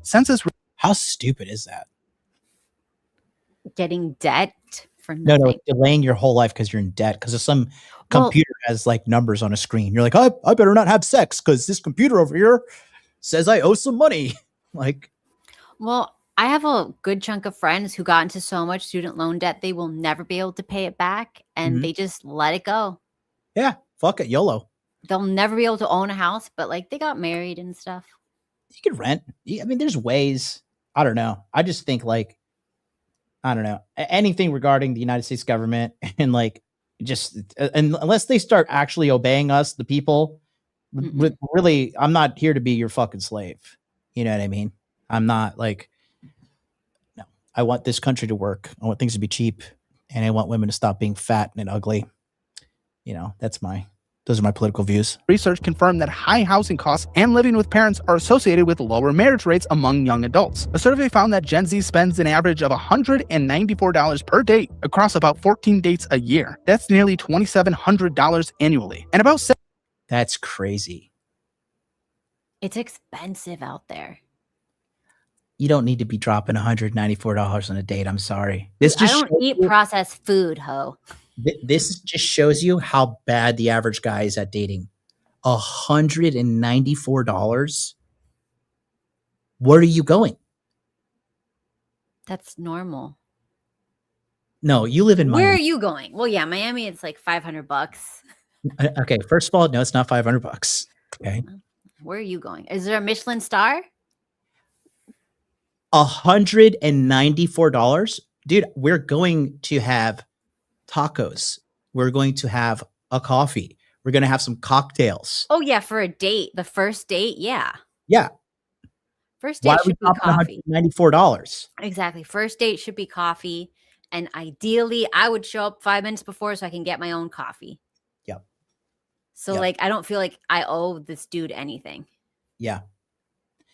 Because $194 a date is insane, bro. That just shows you, because guys, what a big problem guys do is they consistently think, oh, I spent money on this expensive date, or I did XYZ for you, therefore you appreciate me. You get nothing for spending that money. That's why you should wait until that is your girlfriend, and then you could spend the money. That's fine. But like, you don't know her? No. Yep. Margaritas are pushing $20 a pop. Dude, you can find cheaper margaritas in your area. Like, I can't. Nobody should be drinking alcohol. Come on. Yeah, that's another thing. You know, have a We're couple. trying to lose weight. Yeah, if you're like if I go on a date with a girl, you know, and we're going out, I'm like 3 drinks max. You know, 3 drinks max. Because if not, then like, you know, I can't take her to Pound Town. Oh God. Properly. Affects performance. But again, this is just terrible. What are we doing for $194 a date? And you're averaging 14 dates a year. That's 2,716. How many guys have been like consecutively single for like 5 years in a row? So really they're dropping like over 10 grand and they can't even figure this shit out. It's wild. 74% say dating has gotten too expensive. The milestone delay is dramatic. In 1975, almost 50% of 25 to 34-year-olds had checked all 4 traditional boxes: moved out, got a job, got married, had kids. By 2024, fewer than 25% had. The median age at first marriage hit all-time highs: 30.5 for men, nearly 29 for women. In 1960, those numbers were 23 and 20. It's a vicious cycle. Financial stress kills dating activity. Being single means smaller households. Smaller households mean higher per-person housing costs. Higher costs delay independence. Delayed independence prevents relationships from forming. Around and around. There's a structural dimension here. And this could really be analyzed and broken down very simply. Stop spending so much. Like, as a guy who grew up fucking poor, And like I see my friends and like how they're blowing money and doing all these things. I'm like, how, like no wonder you're broke. Like you're spending this subscription service, you're eating out all the time, you're ordering Uber Eats, DoorDash. I don't even have a fucking DoorDash account, or I don't have any of that shit. You know, what's the other one? DoorDash. What's the other one that everybody's using? Uber Eats. Sometimes I try Uber Eats, but in America, it's like I'm gonna get like a cold pile of mush, you know, for $75. If you're using Uber Eats, you're crazy. Dude, I think and it's if you're uncomfortable. if you're like overweight and you're single, like that's a you problem. Just stop eating because you're wasting all your money on food. You don't need food. When you have excess weight, you could save money by not eating. Yes. It's the best. That's why I always tell guys, Shut up and take my money. not eating is free. Not eating is free. You know what I mean? Mm-hmm. Apparently the average date is $189, but I think that's cap as fuck. Listen, what group of people are putting this data out? That's all I need to know. What group of people are saying that this is actually true? Because that's I'm trying to break it down. Like, hold on. Let me just go to Applebee's real quick. Applebee's. Oh my God, no. Can we go to a nice restaurant? Why do you have to be like that? Okay. I'm trying to impress her. First date. First of all, I'm impressing her by first date is coffee. I'm impressing her by giving her attention. Me personally. Okay. Applebee's is no good for a first date? Never going to a processed food chain store. You go to a cute little cafe, a bakery, you know, get her like a cute little sandwich and like a nice latte. Yeah. Some foam. Worst case scenario, $20. Worst. $50, worst case, at a bakery, a good bakery, an artisanal bakery. Per portion. But yeah, sure. Sandwich, coffee. Yes. I think John Bizzle makes a good point. Maybe they're talking about the $190 hauler. You know what that is? Pay for. Just go to a prostitute. Like, if you think I should pay this and get this, just stop that and go straight for it. Yeah. You don't want to date. Christian Martin says, I'm going to use Applebee's as the baseline. So we're going. Okay, let's dissect this real quick. Okay. I've never been to Applebee's in years. So Applebee's, let's go to offers. Let's see what we got. What are the specials? Can we get a girl naked for this clothing? Oh, for this cost? She's going to be obese by the end of the meal. Hope so. Maybe her standards will drop. Free appetizer. Okay. Menu. Cool. Let's just look at like appetizers and drinks. Okay. Appetizers, ultimate trio. Look at that. You can get all that. You can have the classic combo. Get one of these. How much is this? Disgusting. I know, right? It's such like goy slop. Ugh. The prices are not here. What the fuck?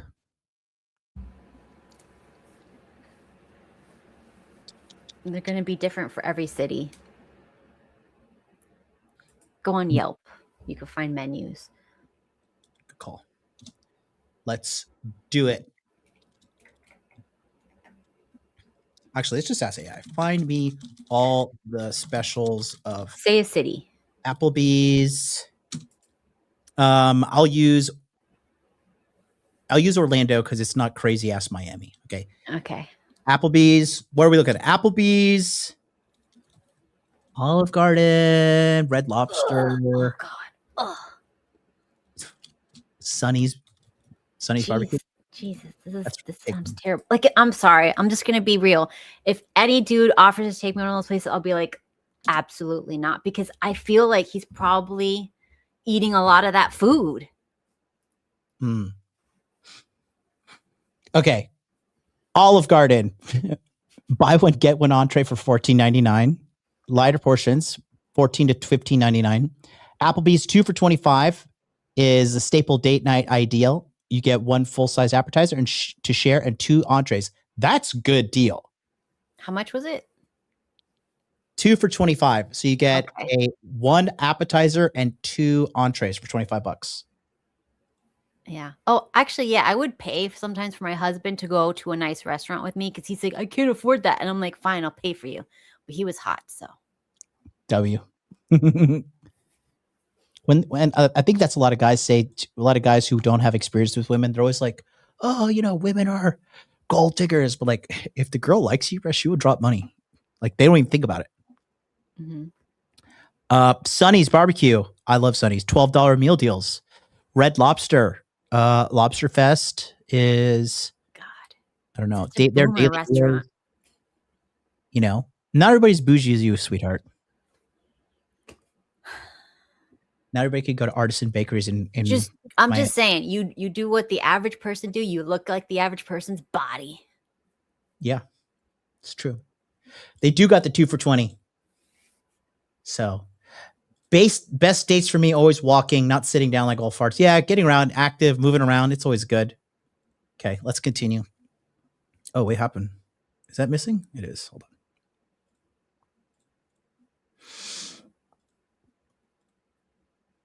Here we go.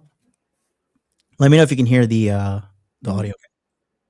But real. Women now earn roughly 58% of bachelor degrees and 61% of master's degrees. That's a massive win for gender equality. But it's also No, it's not. No, Now, it's what not. are the degrees in? Exactly. What are the degrees in? This is nothing to do. This is like, you want to talk about a victory. This is a loss. Okay. College education for women is indoctrination. Yeah. Okay. Unless you're going to be a nurse, there's not female fucking engineers coming out of there. Not a lot of female mathematicians. How many female engineers do you know, Doc? None. I know tons of nurses. Right.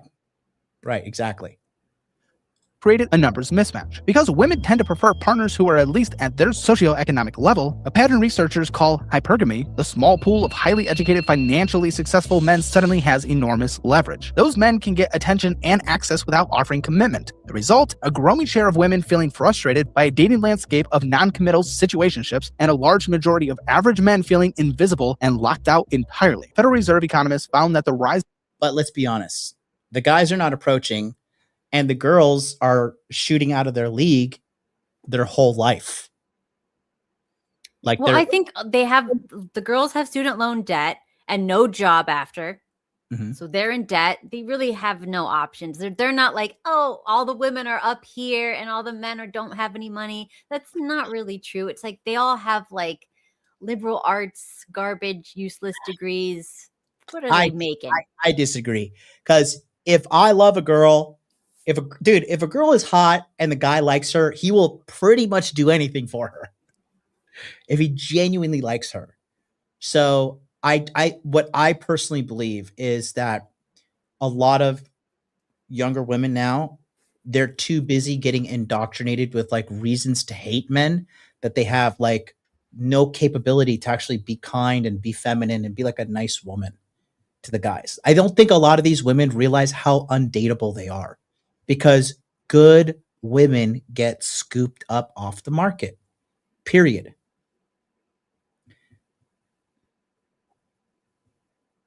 Yeah. Have you ever gone to Rolex recently? Why? They're sold out. They've been sold out since like pandemic. Because What does that have to do with? a Rolex, follow me. A Rolex Okay. is a quality luxury item. Mm-hmm. They're sold out because they're in Okay. high demand. Okay. Okay. Same thing with attractive women. One thing I've noticed since coming back to the States, every time I see an attractive chick by herself, she's either a single mom or she's taken. It's like one or the other, you know? But I think a lot of chicks don't want to accept the fact that they're not relationship material, because just like there's guy losers, there's female losers too. It's not like all Always. like these untouchable class of perfect people, you know? And I just think, in my opinion, what I've been seeing too, it's like when I lived in Tokyo and these girls would like flex and be like, I'm hot, I'm this, I'm that. I'm like, well, first of all, if you're hot, you don't need to go around telling everybody you're hot. And two, I see you using public transportation, so you're not that hot. Because all the girls in Tokyo who are fucking hot, and they're dating a winner, they're getting taxied around. You know, they're getting driven around in taxis, and they're getting, great treatment. Anytime I was dating a girl, If she was coming to me, I would taxi her in. But if she was leaving, I'd be like, no, you got to take the train. Condition. Oh God. Fly with me, business class. Don't fly with me, economy. Gotta let them know you're with the boss. Good things happen to you when you're with the boss, and bad things just heading your way without me, baby. Of online dating contributed to a 33 percentage point increase in household income inequality because high earners are increasingly matching with other high earners while everyone else gets left behind. What's happening in America is not just American. This is a developed world phenomenon, and the most extreme examples should scare everyone watching.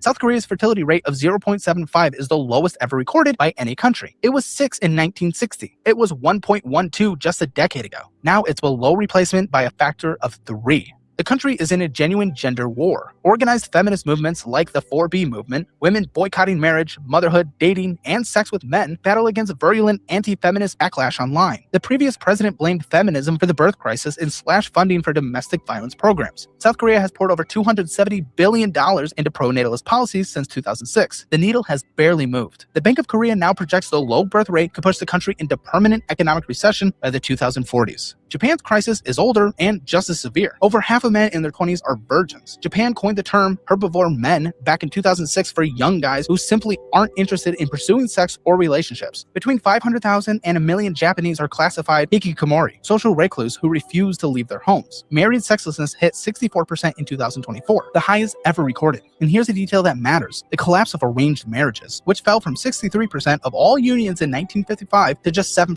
by 1998. Removed the traditional infrastructure through which most Japanese formed families. Nothing replaced it. Japanese population of 124 million could fall to 87 million by 2070. I think if your parents are involved too, it's so much better. Mm-hmm.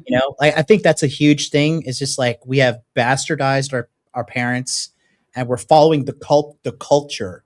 But the culture is being shaped by our government and corporations who are working together to divide us and financially extract as much money out of every person as possible. Yeah. Because then you don't have an economy if people aren't spending and doing that shit. But the arranged marriages is I think it's a good thing. Personally. I think it's a really good thing. I think you should have like some choice, like give you some options, like how they do, like the Indian matchmakers or like, whatever. But the parents on both sides meet them and help you decide. They also, I don't know if I told you this, in India, like they will go like, let's say the girl's family will show up at the guy's family home randomly to like scope out how the family is, to be like, okay, the mom looks stressed out. The husband looks like, he's an alcoholic. The kids are not listening. She has no help in the house, like she's, and you might not like this, but like they don't like it when like the wife is cooking and cleaning all the time, because that ages the wife a lot. So like they like it when you can hire people to help out. In India. And in every culture, like in South America too, like they always have a cook, a cleaner, and a maid. Yeah, unless you're very low class. My brother's wife is like, she's, I'm not going to give you the details, but she has 3 kids. They got married in their early 20s, and she is thin. She is intelligent. She is feminine. She is smart. She's an amazing mother. Mm-hmm. Has close to zero help. And my brother is the total breadwinner. I know. And that is great. But generally women and good fathers, they're like, I don't want my daughter to suffer. Like I want her to have some help. So like, if they have multiple kids running around, it's not just her and like the guy is gone. You can disagree all you want. Like, listen, that is just the reality. They don't need a lot of sorry, now you're talking like a white woman now. Okay. No, now, this is not like no woman in my family lineage has ever cooked it cleaned. I'm sorry. Put them into fucking daycare, like a fake Somali daycare. No daycare. No daycare. No. That is wrong. Disavow. Absolutely not. Because it is what you're supposed to be good at your job, running a house. And I'm Yeah, sorry. but running the house is running the people who run the house. True. You're talking about like a lower income, middle class dream. How? Because that is not how, like, traditionally you have grandparents in the house and they help cooking and clean because they're retired. Mhm. So like what you're talking about, like, is the woman by herself. That's not what families have ever been. That's like the nuclear family propaganda to buy your own house, leave your family, take on debt. The reality is you're supposed to have extended family there. And if you're wealthy, you also have help there. Mm. So I like, just think it's like if you're rich and you give your kids money, they just like ruins them, you know? I mean, I want to disagree with you. I'm going to push back a little bit because I feel like what you want is, if you're not wealthy enough to hire people, you want to be in a position where you can help your kids purchase a house and you can retire and help them with the kids so they can work. That is, if you don't have money, that's how it's got to be. There's got to be people helping raise the kids, not a daycare. Mm. They need to be home so the parents can, because they can't like have both parents staying home either. You can't afford it if you're poor. Well, my brother's does. His wife stays at home. You know, they do that, but they do get help from the grandmother, grandfather. You know, once every 1 week or every 2 weeks, they'll like hang out with them or do some event with them. But she's not over there cooking and cleaning. Her mom, she's always, my brother's wife is always doing that. You know, so it's okay. You're wrong. Anyways, let's continue with the show. And under 45 million by 2105 at current rates. China may be facing the most consequential demographic crisis of all. Only 6.1 million couples married in 2024. That's a nearly 20% drop from the year before and a 55% collapse from the 2013 peak. The lying flat movement, young Chinese rejecting the relentless grind of work and consumption, including marriage and kids, went viral in 2021. Housing in Shanghai and Shenzhen runs 25 to 45 times average annual income. Youth unemployment officially peaked at over 21% in 2023. Some estimates put the real number closer to 40. China's population has already begun shrinking. Projections suggest it could lose 786 million people by 2100, more than half of its current. So I'll throw a little caveat in here. Actually, they don't even, the whole 1 point blah, blah, blah billion in China, it's actually kind of fake. Yeah. It's more like close to 800 million. So this whole projected population loss by 2100, it's not gonna, it's fake. It may go down, but it's not going to wipe out all the Chinese population. The government's response, cash bonuses for young brides, propaganda celebrating motherhood, has been widely mocked. The lesson from Asia is sobering. Once these trends take root, even hundreds of billions of dollars in government spending can't reverse them. The crisis is cultural and existential, not just economic. So I will push that back. So actually in Korea, they're now paying people to get married. You get like $20,000 when you get married. It's a lot of money. Mm-hmm. That's a decent amount of money. And you get like a special loan with like a really low interest rate to get a house. And it's been working. It's been working finally. So I want to throw that. I was just in Korea, this is why I know this too. But, you know, what Korean guys have been doing too is similar to what American guys are doing. They're going to Japan or they're going to Philippines and getting wives. They're like, fine, you want to be like this dumb fucking feminist bullshit, you know, the 4B movement.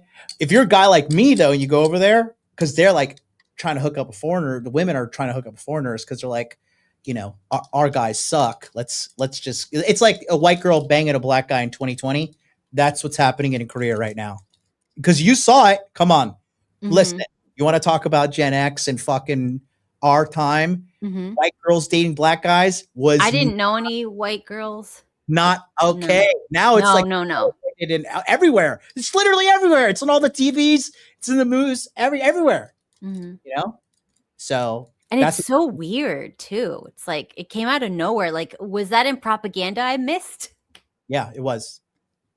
It was because the whole Black Lives Matter happened in 2020, which was all pushed by a certain group of people. Maybe it was the Kardashians. I think it was the Kardashians. They started it. Yes.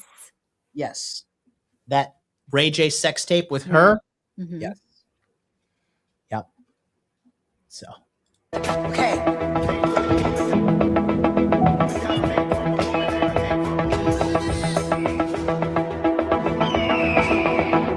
The void left by collapsing social infrastructure has spawned a constellation of movements attempting to make sense of what's happening. Some are productive, some are toxic. Most live in the gray area. On the male side, you have the manosphere pipeline, starting with relatively moderate self-improvement content, then escalating through red pill philosophy into more extreme spaces. The trad mask, or traditional masculinity, movement appeals to young men who feel that modern culture offers them no clear path, no inherent value, and no respect. They're reaching for a set of rules, even rigid ones, because having no rules at all feels worse. On the female side, the 4B movement from South Korea found a surprisingly receptive audience among progressive American Gen Z women on TikTok. Hetero-pessimism, a general disenchantment with straight relationships, has become a recognizable cultural current. The trad wife aesthetic pulls some women in the other direction, romanticizing domestic life and traditional roles. These aren't fringe movements anymore. They shape how millions of young people think about gender, partnership, and whether the whole project of coupledom is even worth attempting.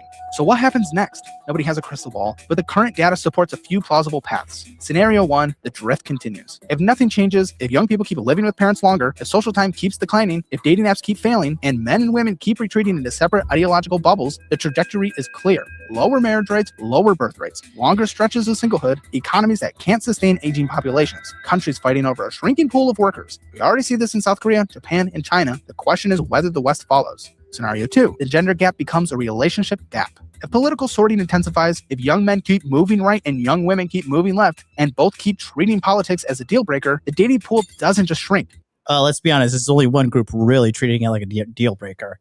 There's no, how many guys have you seen swipe left if you voted Trump? Well, left. I mean, I've seen some mothers telling their sons you're not allowed to date liberal women. Well, okay, sure. But again, it's women policing. So yeah. You just made my point. Okay. It's women policing. Like, oh, you believe in this? And you know, it's funny how women really have no backbone.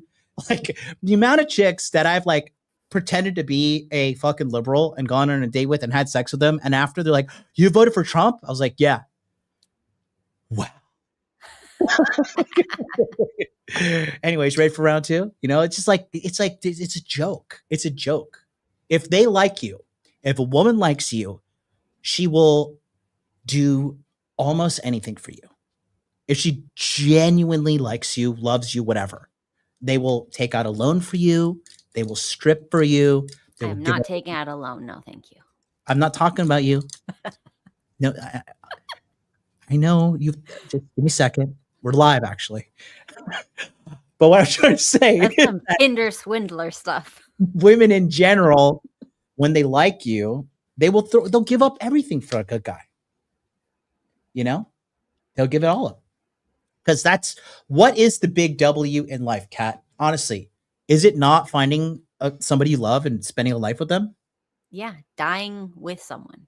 Yes, you know, and like that's why I respect you for real, because you did go get your man, and you've been a good wife, and you're a good woman. And you're not out here, you know, doing some wild stuff and embarrassing your man. You know, so many of these hoes embarrass their husbands. Jesus, you know, so. I think that when it comes down to this stuff, on the guy's side, a lot of this is self-imposed. And I really believe it's because they just don't have any good masculine role models. Because as soon as role models come up, they're like, oh, everybody's bad. This guy's a bad guy. This guy's terrible. Follow the script. You know why guys are disillusioned with the script? Because the script is bullshit. You know, it benefits women. Women follow the system. Everything's great for the most part. But guys, I don't know about that. What script? What do you mean? Like, go to school, get a job, get into debt, get married. Oh, now I'm divorced. Oh, great. Now I'm ruined. Oh, great. The fucking house that I bought, she's got her new Latin lover in there with me, and I got to pay for it. I've got to pay for her lawyers too. And like, it's crazy. And the thing too, like college guys are just waking up and be like, wait a minute, I could go to college for 4 years and come out with a bunch of debt and then be a slave, or I could go do 4 years of being a journeyman. Do you even know what a journeyman is? You don't even know what a journeyman is, right? You don't even know. This is how out of touch women are with like the lives of struggles of men. So if you want to be like, let's just you choose a trade, okay? You choose welding. Welding is shorter, but electrician, plumber, just let's use those two as an example. You have to log 4,000 hours of work and education. Mm-hmm. And then you become what is known as a journeyman. Before you're an apprentice, and they become a journeyman. A journeyman means you have all of these certifications and everything that allow you to practice in these trades. And it's a really good investment for men. Guys, especially with the AI boom now, back in the day, like, you know, if you want to be an electrician, it was kind of like, oh, it's a okay job. But like now it's like, you want to be an electrician, you're like 170K, 180K, 190K. You know, electrical engineer, these are all like really super possible positions. So choosing the trades, a lot of guys, and what's crazy is so many guys are not aware of the trades, and the trades are dying for help. Like I met a guy here who he installed my sauna, and he did the electrician shit. I had other people do the actual assembly, but when he came here, like, you know, I was like, dude, I want this done today. My other guy canceled on me. How much is it? He was like, all right, $1,800 cash done here. Want it done today.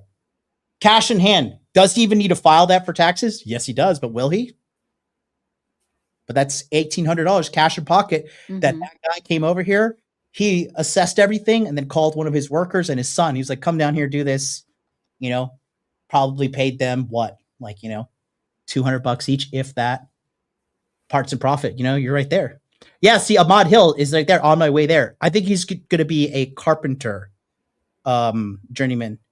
Or is it, yeah, recipe store. Yeah, lineman too. A lineman is like another, you know, the amount of people that are, you know what a lineman is? Electrical? Yeah, the guys who go up and they work on the power lines. Yeah. So there's that too.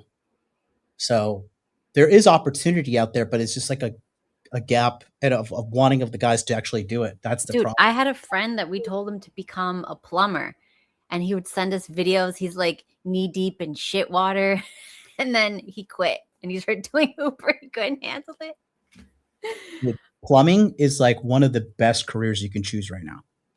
If you're willing to do the work, you will have endless amounts of clients and you can make so much money, you know.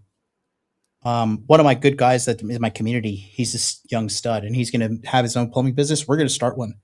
I'm going to do the marketing and he's going to do the groundwork. We're going to make so much fucking money.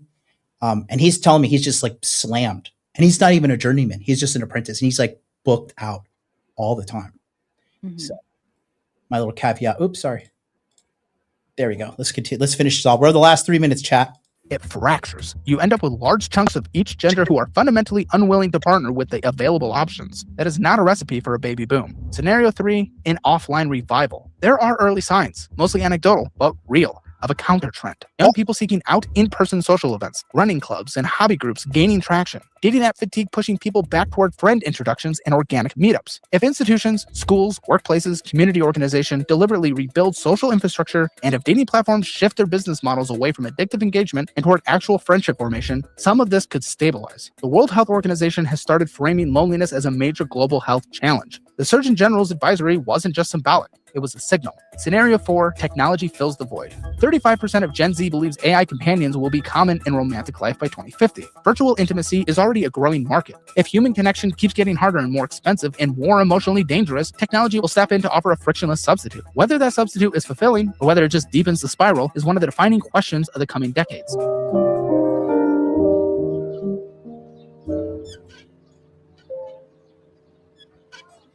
Here's the thing. Every number in this video represents a real person. A guy in his mid-20s who hasn't been on a date in 3 years and doesn't know how to start. A woman who deleted every app because the exhaustion outweighed the hope. A teenager sitting in their bedroom at 11 p.m. scrolling through content about people living lives they're not living. The instinct is to point at one cause. Blame the phones, blame feminism, blame the economy, blame men, blame women, blame the apps. But this isn't a single cause story. It is. Just blame women. System. Economics and delayed adulthood, digital substitution, and algorithm-driven dating markets, mental health strain, political and identity sorting, each amplifying the others in feedback loops that nobody designed but everybody's stuck in. The question isn't whether Gen Z is broken. The question is whether the world they inherited gave them a fair shot at the things every generation before them took for granted. Connection, intimacy, partnership, and a future worth building together. Because right now, a lot of them are staring at that future, and they're not sure it's there.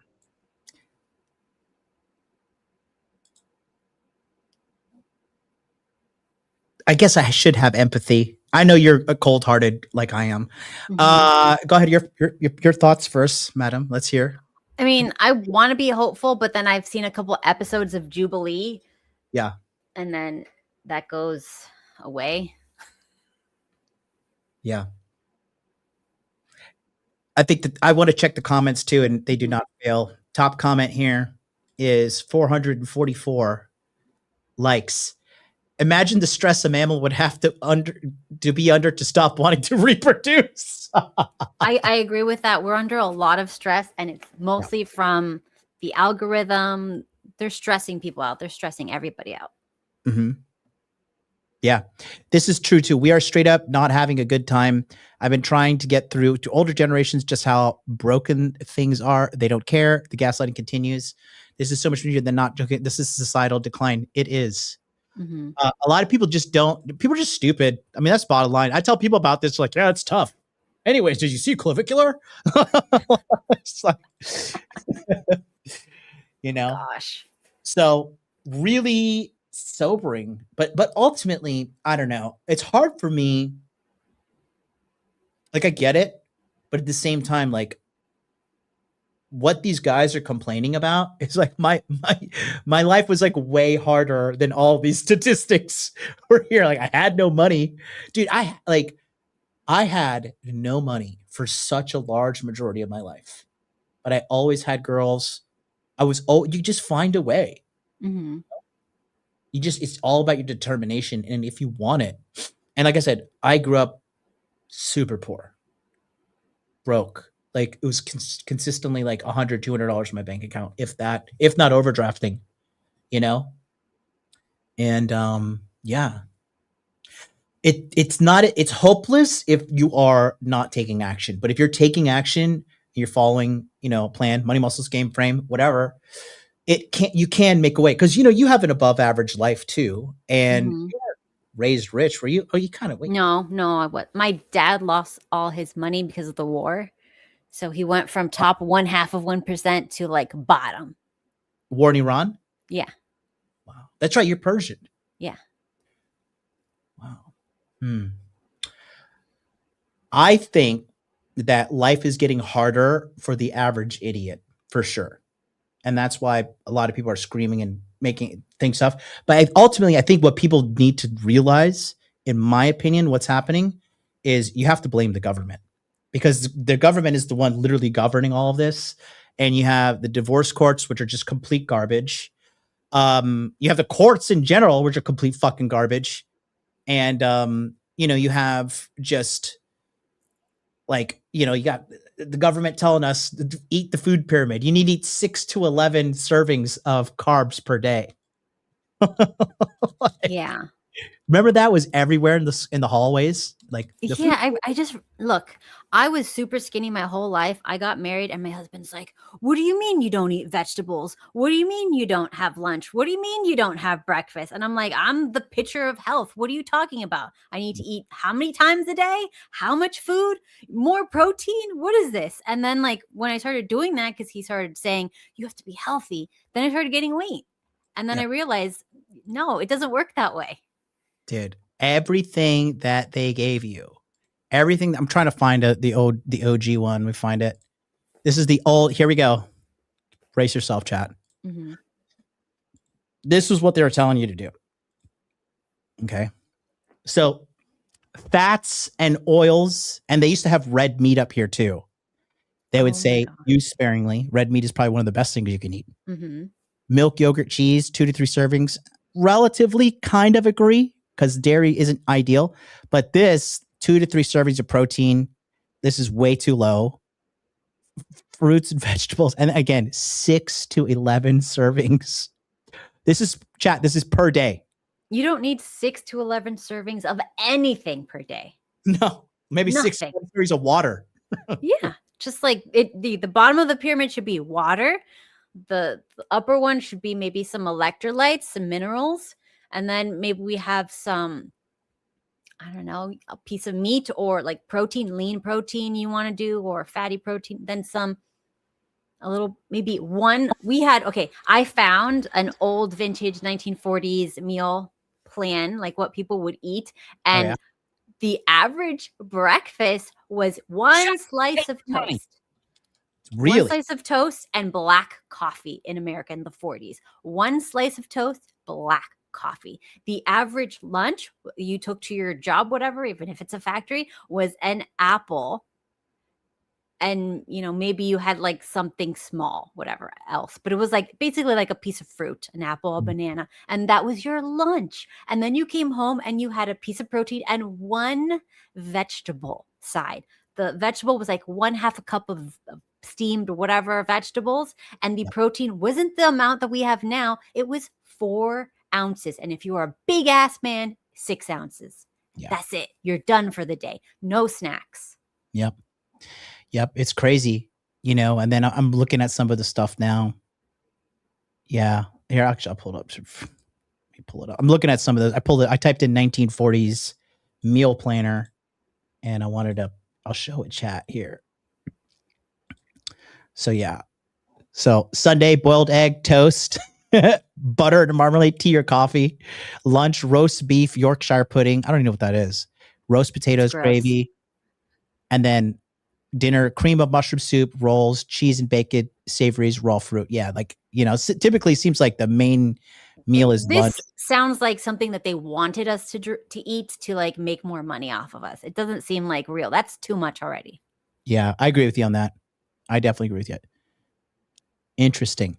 Well, look, I think chat, everybody watching, I think ultimately it is going to be hopeless if you are not taking care of yourself. But if you're watching content like this, actually trying to survive and educate yourself and be a better person, and you're actually living with some kind of purposeful intent, I think you're okay.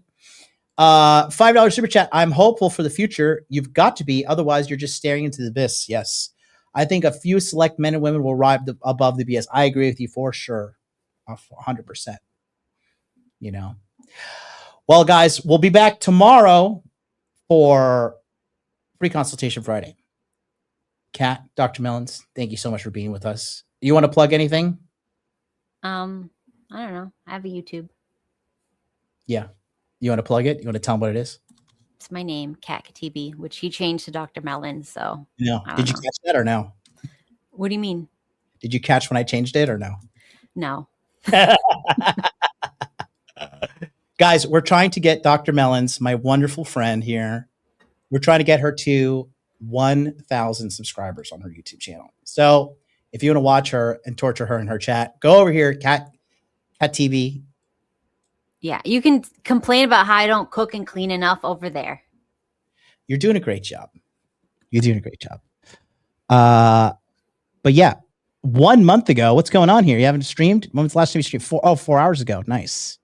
Yeah. Very good. Very good. Yeah, check her out. She's all good for health stuff and all that. And we'll be live tomorrow on my channel here. Call in with all your questions. And if you want to join the free Telegram chat, we have 210 people in there. Join us. Big announcement coming probably tomorrow or Monday. We'll see. But I have really good news for everybody. Until then, we'll see you next time. Peace out.